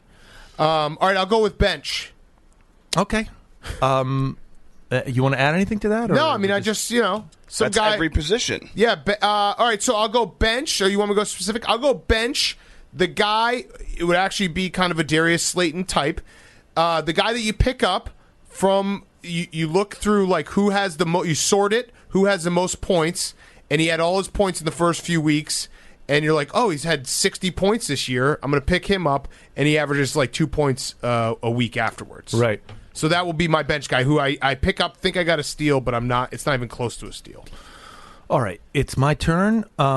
Jerry's on the clock. I was going to say defensive player 2, but I haven't seen a league with 2 defensive players yet. Okay. I'm going to go with bench player, but let's get into specifics. Bench player who is a player that is really in his last days in the league, but was on one of your winning teams about 10 years ago. That's You just recognize his name. It's the Andre Johnson spot. Yeah, and you just want him. You just want him on your. You wanna get just him a wanna ring, see his another name. ring. Well, Yeah. It's like the Lakers giving Kobe that contract towards the end of the run. Yeah. It's thank you for all that you've done. You keep a spot open for one of your old guys. Jimmy Graham is another spot for that. Yeah. That's Jimmy Graham. You're like, man, Jimmy Graham, this could be a resurgence. Is he at the Seahawks now? No, he's still on the Bears. He's still on the Bears. Right. Yeah. Right. Right. Yeah, I'm gonna keep it. That's gonna be my next pick. Okay. Okay. All right, so if Superflex Frank is Gore. a real Frank thing, Gore. then give That is PFT Superflex. For me, that's Frank Gore. Yeah. Always draft Frank Gore. Frank Gore, he's still in the league, right? Did he He's retire? still in the league. No, he's an RB2. Yeah. Well, we have to somewhere. have Frank Gore. Frank Gore. That's Yeah. our rule. What's CJ's We're gonna let CJ's you. league? We're gonna let you. But we have to have shop Frank for Gore? the groceries. Okay. Yeah. Because you're gonna be cooking the dinner, but we Okay. have to have Frank Gore. Jake, let PFT have Superflex. If it's something that's real now, then I'm out of date. It's a real I've never thing. had it. It's a very real thing. So it's QB. It's QB. It's the Super League Yeah. of flexes. It's It's QB. just any offensive player. RB. Any offensive player. I think that's what a super flex is. Yep. Okay. And also the word super is in it. It sounds cool. Yeah, Yeah, that's that's why, true. really No, the that's only fair. reason that I took it. Yeah, but Wednesday night, Jerry, you're free Wednesday night. Yes. You're going to be doing our draft for us. Okay. Can we stream it? Sure. I have to go to a place where I get internet. My kids are on TikTok all the time, so I can't do it at home. And it's just me just yelling get off TikTok, get off TikTok. And I don't want to do that if I'm streaming. So if you recall, last year I was at a park. There's a 5G tower at a park near my house that I do a lot of streaming and stuff Jerry will under. be out at night in the park by himself on a phone. It might be West Coast, so it'll be daytime. Okay, there you go. Late But afternoon. there's a park right on. It's got great 5G. If you guys ever need, if you're in a pinch and you're in Calabasas, I know the perfect spot. Okay, that's It beautiful. does. I mean, It's good to have a place hopefully, like that. hopefully, I don't think so. I believe in science, but if it has anything to do with COVID, that 5G stuff, I'm in trouble. Yeah. You know. Yeah. Deep shit. So, all right, okay. you also need to come up with a name for the team, though. Not to put you on the spot. We can talk. We can dialogue offline, as they say in the business world. Yeah. Maybe something with Billy and Stolen Valor. Oh yeah. Billy's boots. Thank you for your cervix. Yeah. We don't want it to be too offensive because it's going to be Public. public. You know. Yep. Yes. Agreed. All right. Well, Jerry, it's always great to have you. I love you guys so much. I This feel is the like I best. really just let it all go. I was on Yeah. the couch and I was a little. You could tell I was a little tense when I first got in here. I But had you some got stuff it. to get off my chest. And football is back. So excited. And Yes. you're doing great in all your relationships. That's what. And you have the talk. I'm on the talk on CBS. Yeah. You would know what I'm talking about if we the most real show on television. Yes, and thank you so much for letting me close out Grit Week. That was such an honor. The grittiest guy we know, Jerry O'Connell. Love you guys. Jerry O'Connell is brought to you by our great friends over at Roman. Now that the world's opening back up, so many new thrills are on the horizon, and whether you've been in a relationship for years or if you're just getting started, even if you're just excited to get back out there and meet new people, when the moment comes, you want to be ready. You got to get Roman ready. If you go to getroman.com/barstool, you can talk to a U.S. licensed healthcare professional. With Roman, you get a free online evaluation and ongoing care for erectile dysfunction, all from the comfort and privacy of your own home. If you're Roman ready, it means you've got confidence. You've got the confidence that you know that you can rise to the occasion in the moment. We're looking at the summer of love, and Roman wants to make sure you can participate in your way, whether that's as a single person or a couple that would still rather stay in with each other. You're going to talk to a U.S. licensed healthcare professional. They're going to work with you to find the best treatment plan. If medication is appropriate, they're going to ship to you with free shipping, 2-day shipping. The whole process is straightforward. It's convenient. It's discreet. Getting started is simple. Just go to getroman.com/barstool, complete an online visit, take care of ED without ever leaving your home. Complete an online visit today to connect with a U.S. licensed healthcare professional and take care of it. And now for something completely different. All right, great to be joined by a man that anybody who follows football knows. He's Mike Florio. He founded the website Pro Football Talk, and you can hear him every morning, Monday through Friday, first from 7 to 9 a.m. on PFT Live on Peacock TV, and then 9 to 11 on NBC Sports Network. And Mike, also in just about 6 months or so, your book Playmakers will be released. It's out on March 15th. You can pre-order it right now. How's everything going, Mike? Well, and Field, it's great to be with you. I just got the final version on PDF of the book, so it's becoming more and more real every day. And now I have to proofread it yet another time to make sure there isn't a typo in there. It is like looking for a needle in a haystack, but the search for the needle continues. Well, I've seen you break down contracts and legal situations in the NFL, so I know you'll find any last-minute edits there. So while the world is seemingly in a little bit further ahead state compared to where we were around this time last year with COVID, I don't know that we're out of the woods in the NFL. Do you think it's possible that COVID could play even a more impactful role this year on the league than it did last season? Well, I think it definitely will, Field. We've been talking about the unvaccinated players, the fact that there's still 7% or thereabouts who refuse to get the vaccine, and the reality that they are tested every single day. The fact that if they have close contact with an infected person, they're automatically out 5 days. There is this possibility of key players being gone at any given moment. I don't think we're going to get to the point where we've got so many players who are out that a team can't play and we have to move games around. We could get that. I don't think we're going to have a game that's wiped out. Well, I could see a day or two movement like we saw last year, but this notion that maybe a game will be completely scratched, I hope is not going to be an issue. Now, the league wants to test vaccinated players more frequently, going to a 1-week testing protocol. The union has floated the idea of doing it every day. If they would ever test vaccinated players every single day, then that could get very interesting, because if everybody's tested every day and the restrictions aren't in place for the vaccinated players to move wherever they want to move, and they potentially can get infected, and that could get to a point where a lot of guys would be out at any given time. So the more often they test the vaccinated players, the more guys I think will be out on a given game. But, look, it's whatever the rules are. People don't like the rules. The rules are what they are. But the more often they test the vaccinated players, the more disruptive it's automatically going to be. It feels like around this time every year we're singing the same tune. The defending champion is in a good spot to succeed and repeat, and yet it hasn't happened in nearly 20 years.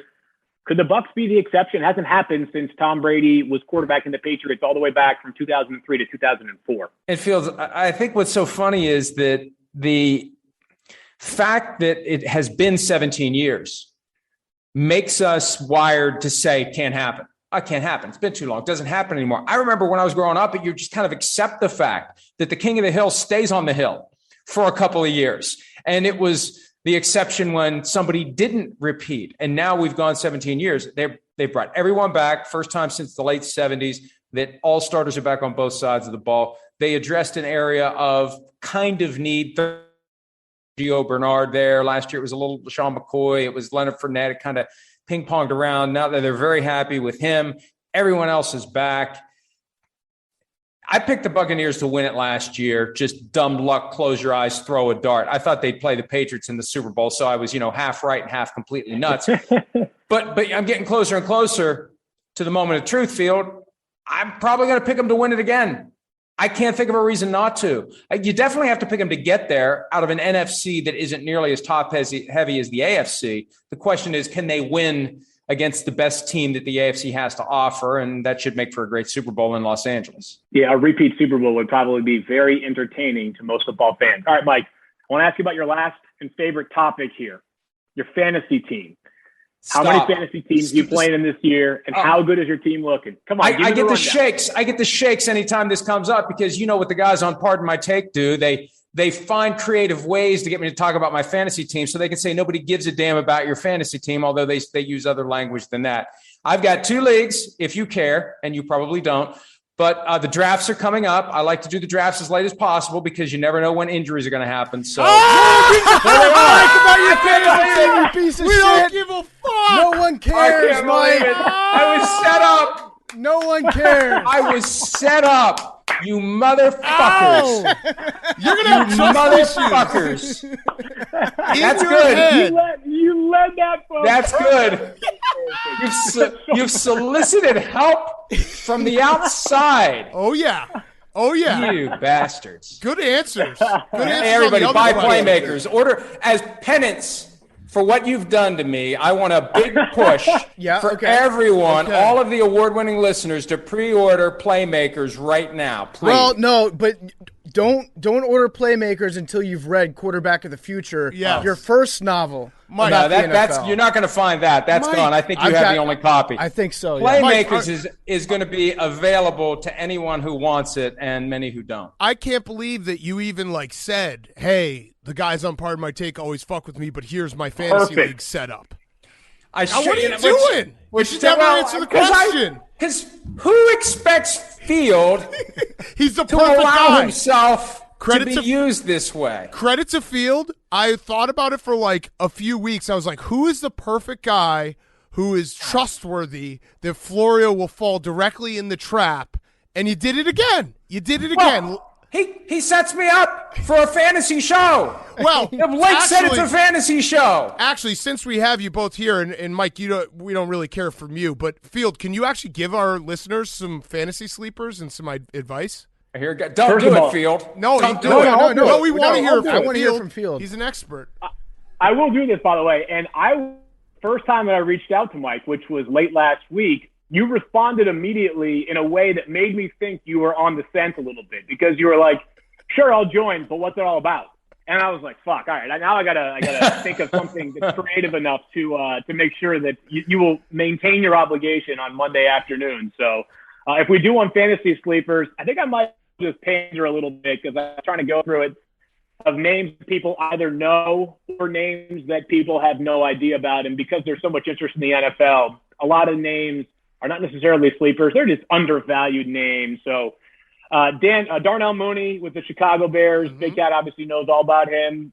Fast. If Justin Fields takes the reins sooner rather than later, I think that offense is good enough to maybe have 2 relevant wide receivers. Jacoby Myers for the Patriots, if they get much better play. And Florio was just telling us about how Mac Jones, as we all have seen, has looked good this preseason, has a chance to lead the way as I can see him just about to vomit on front of his computer. Dan Arnold from the Panthers, a tight end. And I'll give you 2 more names that you already know. A.J. Dillon from the Packers, second-round pick last year. He's just too good to keep off the field. Aaron Jones is back. Maybe a couple years from now, it's A.J. Dillon running the show by himself. But I think A.J. Dillon's he's going to run through defenders all season this year. And then Kenyon Drake for the Raiders. Everybody knows him already, obviously. But they're going to have to find some way to score points this year because their defense is not stopping anybody. And they paid Drake too much money to not utilize him. So those are my sleepers. I got them off from Florio. So if they don't work, I can blame him instead. Let me tell you. Yeah, good advice. Great advice, Field. Appreciate that. I've been burning up over this one. Hey, Mike, rubbed into the Mike, can you be quiet for a second? I have to witness him talking about fantasy football after you guys have burned me again. I got to sit through an actual legitimate fantasy football. Field's an expert. Mike, I texted Field. My exact text was, after the reveal, we're going to ask you some real questions right in Florio's face. So that's this portion of the interview. Field, I had a question. I'm struggling with whether or not I can trust any Panthers wide receiver, given is Sam Darnold going to have a year? Am I going to be able to trust that offense to score points, or is it stay away from DJ Moore at all costs?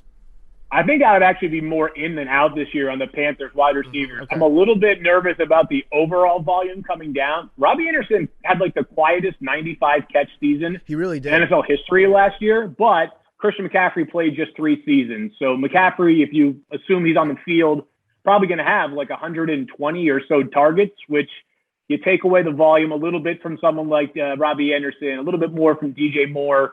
But as much as Sam Darnold's a huge question mark after what he did during 3 seasons in New York, it's not like he's taking over a job from Tom Brady or something. He's replacing Teddy Bridgewater and PJ Walker from last season. So I think there's actually a lot of reasons this Carolina team could be sneaky. I don't think they're good enough to compete with the Bucs or even make a playoff push at all, but they're going to score a lot of points this year. So I'm actually sort of generally speaking in on this offense.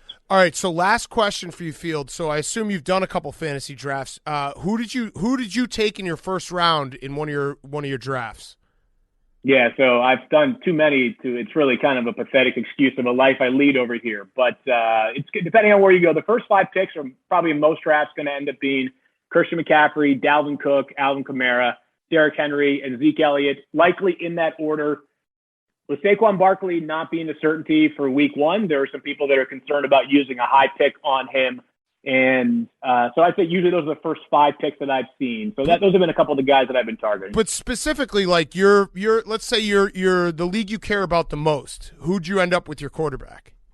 So we play in this War Room League. It's a 16-team league at ESPN. All the names that people involved. It's the most competitive league that I play in, and probably in part because of the pride. More than anything else. I've got the 14th pick on Wednesday night, so I have not. I've got a lot of research to do. Yeah, Florio. If Florio talks to me ever again after this, then I'll solicit a couple thoughts there. But I need some help. But do you have any teams? Have you have any drafts that you've done? I'm specifically who do you have on your team right now? I'm interested. I have not done any drafts yet. Okay. For leagues that are being played. I've done keeper leagues or dynasty leagues where you do them earlier. Who'd you keep? How can you ask these questions with a straight face? Shut up, Mike. Shut up. I want to know who we kept. I love this, Florio. Shut up. I've got one team where, sort of every league has a different setup in terms of how many keepers you have. Dalvin Cook is my there's a league where I get to keep one. Dalvin Cook was the keeper there. Nice. Not too much effort went into that one. I love it. Joe Mixon and Kyler Murray were my 2 on another that I was able to keep. And then I've got a couple dynasty leagues where you keep everybody, right? So the only way that you lose a player is if you cut him and then if someone else picks him up, he's theirs forever. So you've got a league where it's my team is Kittle and Odell and David Montgomery and players like that are mine in perpetuity. If I keep them every year, that's my right. If not, then they're on to somebody else's roster. I don't know about everyone who's listening right now. I assume they all agree with me, but I could listen to Field talk about his teams forever. This is awesome. I'm having fun. Listen, you are never going to get me again. You're going to have to get Roger Goodell involved. You're going to have to get the ghost of Pete Rozelle involved next time. Last year I got your son involved. You don't think I can get you again? The only way it's going to happen is if you get Goodell. That's it. Okay. That's it. Okay. Mike, you are underestimating us. Yeah. We have many tentacles that touch every part of your life. I didn't even feel that. I would have never expected it of all the people in the business. Field is the last one I would have expected it from. The best part about this is Mike, you're just going to be walking around paranoid your entire life, basically. Anybody that even mentions the word fantasy to you, you're going to be like, where are they? Where are they? Your tweet from the other night, if I was smart, it would have given me the clue when you sent me your lineup and asked for me to give you input. What did you think about that? What did you think about my lineup, Mike? Well, I don't know. It's as bad as mine's going to be. right. But I should have realized. that this was happening. I should have realized I need better spider sense. You don't realize any of this because I know when Field asked you to come on, and I then texted you about something completely unrelated an hour later, just to give you a little in communication about something different. So it's always a pleasure, Mike. Yeah, great. Thanks. Thank you, Field. You're a champion, Field. We appreciate it. We'll have you back on to talk fantasy. Okay, let's wrap up the show. We've got the Roback question. It is the last question of the show. The Roback question. Use code PFT on roback.com for 20% off your first purchase. RHOBACK.com, code PFT. They make the best performance polos, the only performance polos we wear. And for our guest today, we'd like to gift you a Roback Performance Q-Zip on us. Our guest being Hank. Because, Hank, my question to you is, do you have the guys on checks ready? I do, and I do also have a lot of Roback gear. I've been playing a lot of golf, and the golf course I go to is kind of like I just play by myself and get paired up with random people. I always wear Roback, and they always compliment me. They love it. They're like, what is this Roback? That's high quality, super comfortable, long sleeve, short sleeve, just perfect. It's literally perfect golf attire and regular attire. And a little tip for everyone out there, I've been on the black T-shirt diet. And my black T-shirts are almost all Roback. So if you're like, oh, you're looking skinny, well, it's the black T-shirt, but it's the Roback black T-shirt. Hey, what do the cart girls have to say to your Roback gear? Do you want any drinks? Yeah.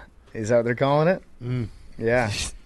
Yeah, you want some of this liquid gold? Weird. Yeah. Also, I'd like to point out real quick, so weird, before we get into it, the fantasy football thing with Jerry. So, change of pace. We're not doing the draft tomorrow. I just found out the text thread in CJ McCollum's league has been going nuts. It got moved to Saturday, so it won't be today. Okay. Which is what we discussed with Jerry. So it's going to be on Saturday instead. Also, breaking news from that text thread: Jerry Ferrara, Turtle. When I told him that that Jerry was going to be drafting for us, he just replied, "LMFAO. I've been in like 400 leagues with Jerry since 2004." Holy and shit. I was like, "Has he ever won?" And he goes, "No, I don't think so." Oh, no chance. No chance. All right, guys on checks to finish us off. And sorry, Florio, but he's never going to trust anything we ever do ever again. He's like constantly going to be flinching around us. But we will get him next year. Hey, Cat, Commenter, Cake, Hank, Bill, and Bubba. I just started a new job and suffer from terrible anxiety, which causes me to not be able to swallow my food when eating and start choking. What? Any advice on how to consume food more effectively? Soup. Very easy answer. Soup. You drink it. You don't have to chew it. Is this... I couldn't tell if this was like one of the movie ones. I want this anxiety. Like, give me that so I just can't eat. I would say just embrace the fact that you're going to be skinny and hot for summer 2022. I also think that could be kind of an advantage in certain business situations. If you go out to lunch with somebody and you're like, "No, I'm not going to have anything," that throws somebody off. Yeah, right from the start, puts them off balance a little bit. Never order first when you're at a lunch for work. Always let the boss order first because then they set the tone. Whether you're going steak, beer, whatever it may be, you never want to be the guy who's like, "Yeah, I'll have the 40-ounce porterhouse and a beer at like 1:00." Is this a real thing though that you like lose the ability to produce? Was it you can't swallow? Yeah, I've had a couple girlfriends that I think had bad anxiety. Yeah, tons. New work anxiety. I work for a very blue-collar company, but in a managerial role. So more white-collar, day-to-day work. I have a mechanic who reports to me who smells like complete ass. I have discussed the issues at length with him and don't know what else to try. I talk to him. He's better for a few weeks, then goes back to smelling like shit. He does good work, and solid diesel mechanics are hard to find these days. All of my other employees come to me with hey, how much longer are you going to allow this to continue stuff? How much longer are you going to allow this to continue type stuff? What do I do? Side note, I know why he smells. He has a makeshift farm with 25-plus dogs and other animals living in his house. Billy? Side note, he drove to another state a few months ago to buy a miniature bull. Oh, Billy. Hell yeah. All right, so here's my tip, because this happened to us at Barstool Sports. I'm not going to talk about anyone who smells bad because everyone smells great, but did you guys get surprised by the new automatic air fresheners in the bathroom? Yes, I didn't even know. I went to take a piss, and all of a sudden the back of my neck was wet, and I was like, what the fuck? And I turned around, and there's a big, like, industrial-size air freshener that I think just automatically goes off every 15 minutes. Install one of those in that guy's house when he's sleeping with his 25 animals, and maybe by his workstation, because that shit just scared me. Probably just in his workstation. I actually think that if you're a diesel mechanic, it's probably a good thing. That means that you're the best diesel mechanic if you don't smell good. I think it's the animals. Like, you know how Billy smells? Yeah, I know. I get that for sure. But I don't think I want my diesel mechanic to be smelling you're fresh. right. It's like I don't want to walk into a restaurant and there's a skinny chef. Right. I want somebody that looks like they live and breathe that shit. Mm-hmm. That's true. My boss is a good friend of mine. He actually helped me get the job. We golf almost every weekend, and when we ride in the same cart, he will constantly ask me about work shit. Usually he asks me if I had completed a task. Usually I hadn't, so it caused me to make a call, text, email. Usually I try to just change the subject or act like I didn't hear him.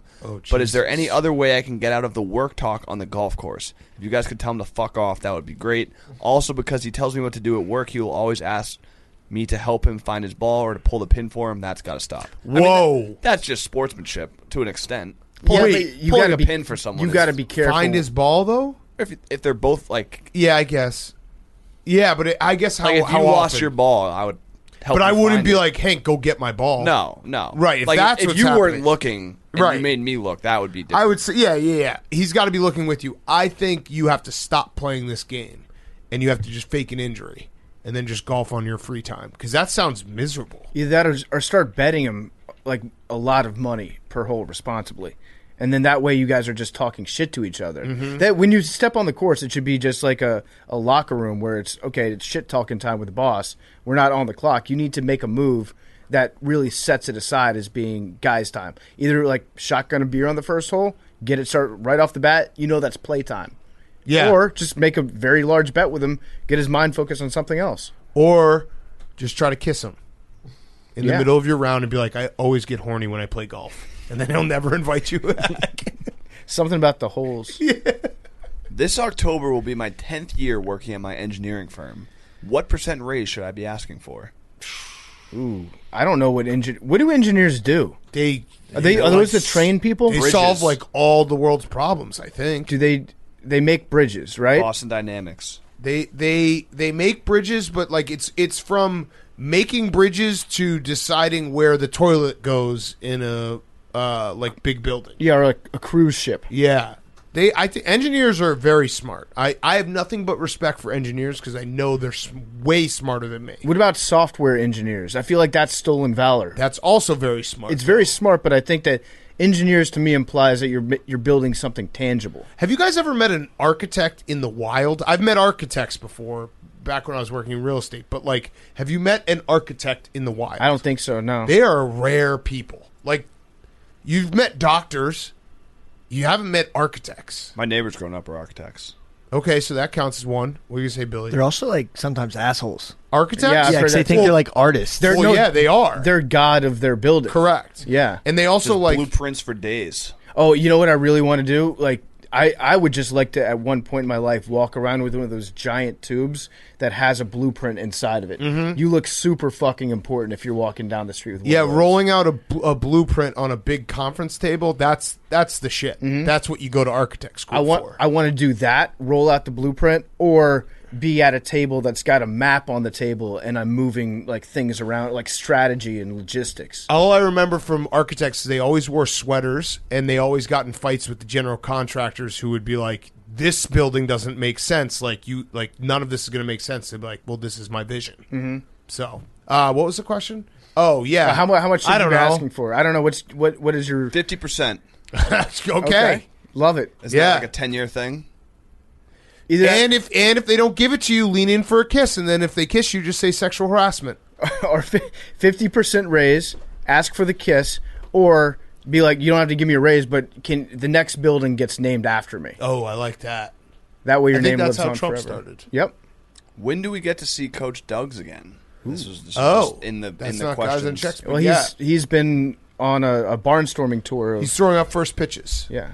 Did you see Madden added a college mode for 10 teams? They had that. Oh. Not to burst What was your the big It was like announcement today? it was they've had that, and you basically get to be like the quarterback for Oregon, and you get to play 2 playoff games and then get drafted. Got it. There's a chance. I've had a couple conversations with people in power here who would like to see it come back. We'll see. I'm never saying never. I'm not going to Urban Meyer retire on you guys. I'm going to be honest and say there will probably be another season. The Last Dance. It feels to me, and I don't want to step on toes here, but it's something that you would bring back when it's not an actual football season. Correct. Going Oh, on. no, definitely not during football. Yeah. No, absolutely not.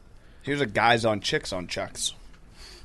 Hey, PMT boys. Lady boss. So I accidentally fucked my coworker's dad at a bar this weekend. Accidentally. And it also turns out... How do you accidentally fuck Well, someone? you can fall down at just the right On the angle. dick? It also turns out he's my dad's cousin. Oh. What Wait. should I do? So that means that he's your that's cousin. your second cousin. That's a great example of just like complete. You're in complete denial right Yeah. now. He's related to my dad, so that's kind of fucked up. I barely know my dad. So your coworker is also your cousin. Coworker's dad. Yes. Your coworker. Yes. Yeah. No, your coworker is your like third cousin or second cousin once removed. Because you're the guy you. Once you get into parents, cousins is when things get so confusing. No, but for you me. fucked your cousin. You fucked your coworker's dad, Yeah, but That's your cousin. The dad. who's cousins with. That Your would dad. make you also cousins, second cousins, I believe. Isn't like that if you- second cousins? Second cousins. I can never get the cousins Yeah, that's removed. like I've been I'm to gonna Google family it. events where it's like this is my dad's like this is my cousin and they have kids, but they're never like this is your cousin's. I think you it's fuck like any of them? Third cousin, no. That's No, weird, no Big fucking. Cat. That's weird Yeah, that you're that's- taking such that a is- strange that is a weird interest question. in Hank's sex life. Where does the once removed? That's what come I'm going to into look play? right now. Yeah, I don't know. think a I just divorce What has to happen. is? Oh, is it a divorce? I don't know. no. What I don't is think the divorce has second anything to do with cousin? it. I just Okay. think like that means that you haven't fucked yet if you're All right. once removed. Second cousins, it means that the closest ancestor that the two people have in common is a grandparent. If they were any more closely related, they would be... Wait, second cousin means... Okay, so John... Wait, fuck. This doesn't... All I think right. that's first cousins. Yeah, share that- what the hell? grandparents. Yeah, first cousins share a grandparent with each other. First cousins share a grandparent with each other. Second cousins share a great-grandparent. That's right. So this is first cousin once removed. This is your cousin once removed. You fucked your cousin. No, this is your second cousin. It's your dad's cousin. So that means they're cousins. share grandparents. Yes. So that means, yeah, you share fuck- great-grandparents. Yes. Yeah, so that's second cousin. Okay. Yeah. That's Once removed. No, I don't think there's a remove. still better than FDR. We really give FDR a pass What about Einstein? on, but more important, like, can you He's the imagine? smartest guy in the world, and he married his cousin. Can you imagine if somebody running for president today, they were married to their cousin? Yeah, actually, That I would could. probably Actually, unfortunately, I could. that would probably nip the campaign in the bud. But Einstein, dude, didn't he marry his cousin? Yeah, he He's did. the smartest guy in the world. Smartest guy in the world. Maybe he knows something we... All right, so there you go. There's your answer. Einstein did it, and look where he got. Smartest guy ever. All right, last one. Hey guys, it's Snacks, code name. Snacks. I'm the new guy at work and started using the refrigerator in the break room, and when lunch comes around, I go for my sandwich and it's gone. What do you guys think I should do? I'm the new guy, pretty quiet about it, but it's really starting to piss me off. I love Yeah, it. no, Any that's advice? Thanks, guys. We do this to Snacks. Pete. It's we fucked do this up. to all business You Pete. gotta lightly poison it, Mm-hmm. not to an extent where it'll cause serious permanent damage. Yep. But like put something a little gnarly. In No, there. don't even. You don't have to do poison, quote unquote. It could just be some shit that causes diarrhea. Oh, it could be some flatliner sauce. Just spread that on the inside, That's good, really hot. and that way you'd also be able to tell exactly who ate your lunch. Also, the person who's eating the lunch, be a respectable human. Like what we do to All Business Pete, if we eat his sandwich, I think Roan does it a lot. He just leaves a $5 bill in the fridge. That way, it's not even like you're stealing it. Yeah, right. You just it's totally fair. Billy, you looked like you had something to say about the lunch gate. Lock all the doors. No one leaves till you find out. Ooh, Okay. I like it. All right, Billy, give me like the top level recap because it was a long show. Did Dan Campbell keep a punter on his squad when he cut 2 kickers? I think so. Probably. So is that who's going to be kicking the field Maybe. goals? That would be a good move. That would also be a big Dan Campbell move to be like, you kick a ball, they kick a ball. What's the difference? Right, and also be like, this is actually efficiency because I'm saving a roster spot, and then the punter misses every extra point, and like, whoops. Dan Campbell probably also saw that highlight clip from the Texans preseason game where they had the safety kickoff. And Yeah. he's like, we're just going to do that. We're gonna do that. Have a real football player do it. Genius.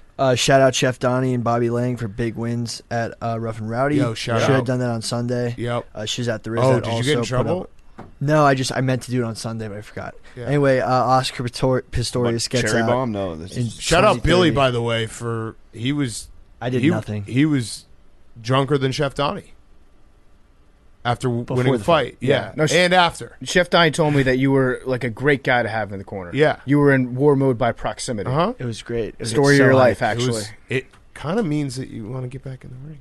Oh, Billy definitely wants to fight again. And we want, but except he's looking a little small.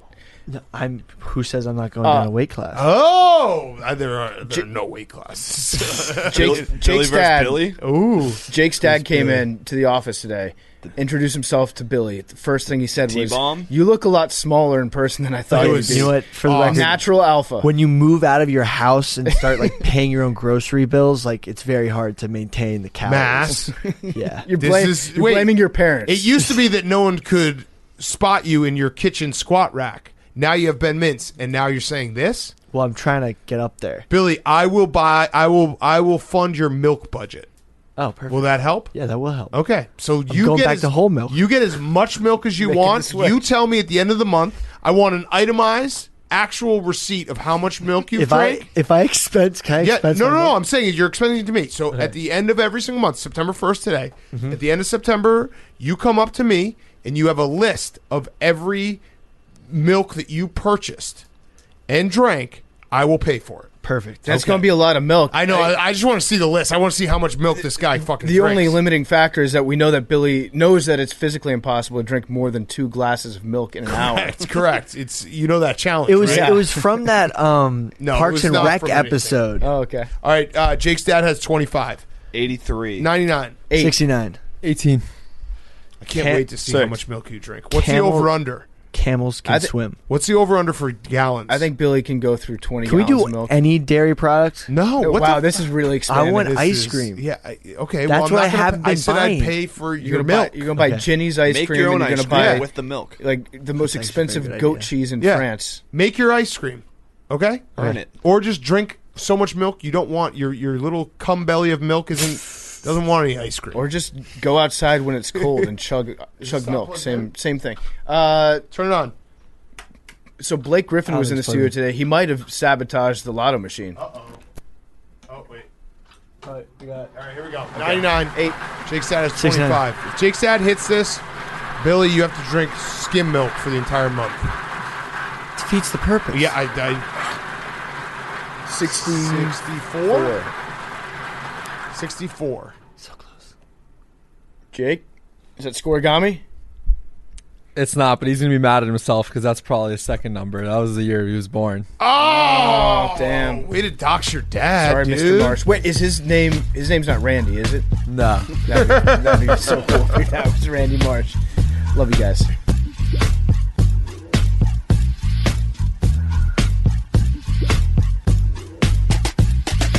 Talking away. I don't know what I'm to say. I'll say it anyway. Today is another day to find you shying away. Oh, I'll be coming for your lover's cake. Take on me. Take on me. Take me on. Take on me. I'll be gone.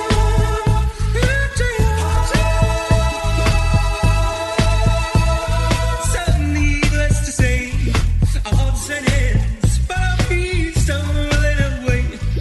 Slowly learning that life is okay. Say after me, oh, it's no better to be safe than sorry. Take on me. Take on me. Take on me. I'll be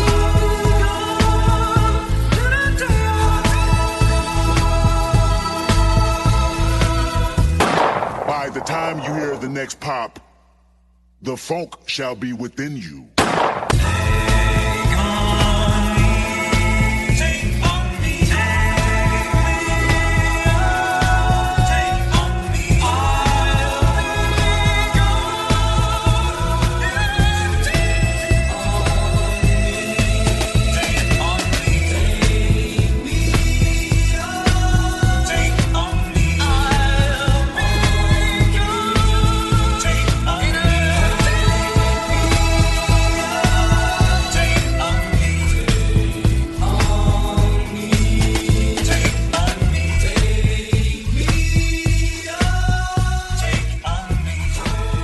Pardon my take, presented by Barstool Sports.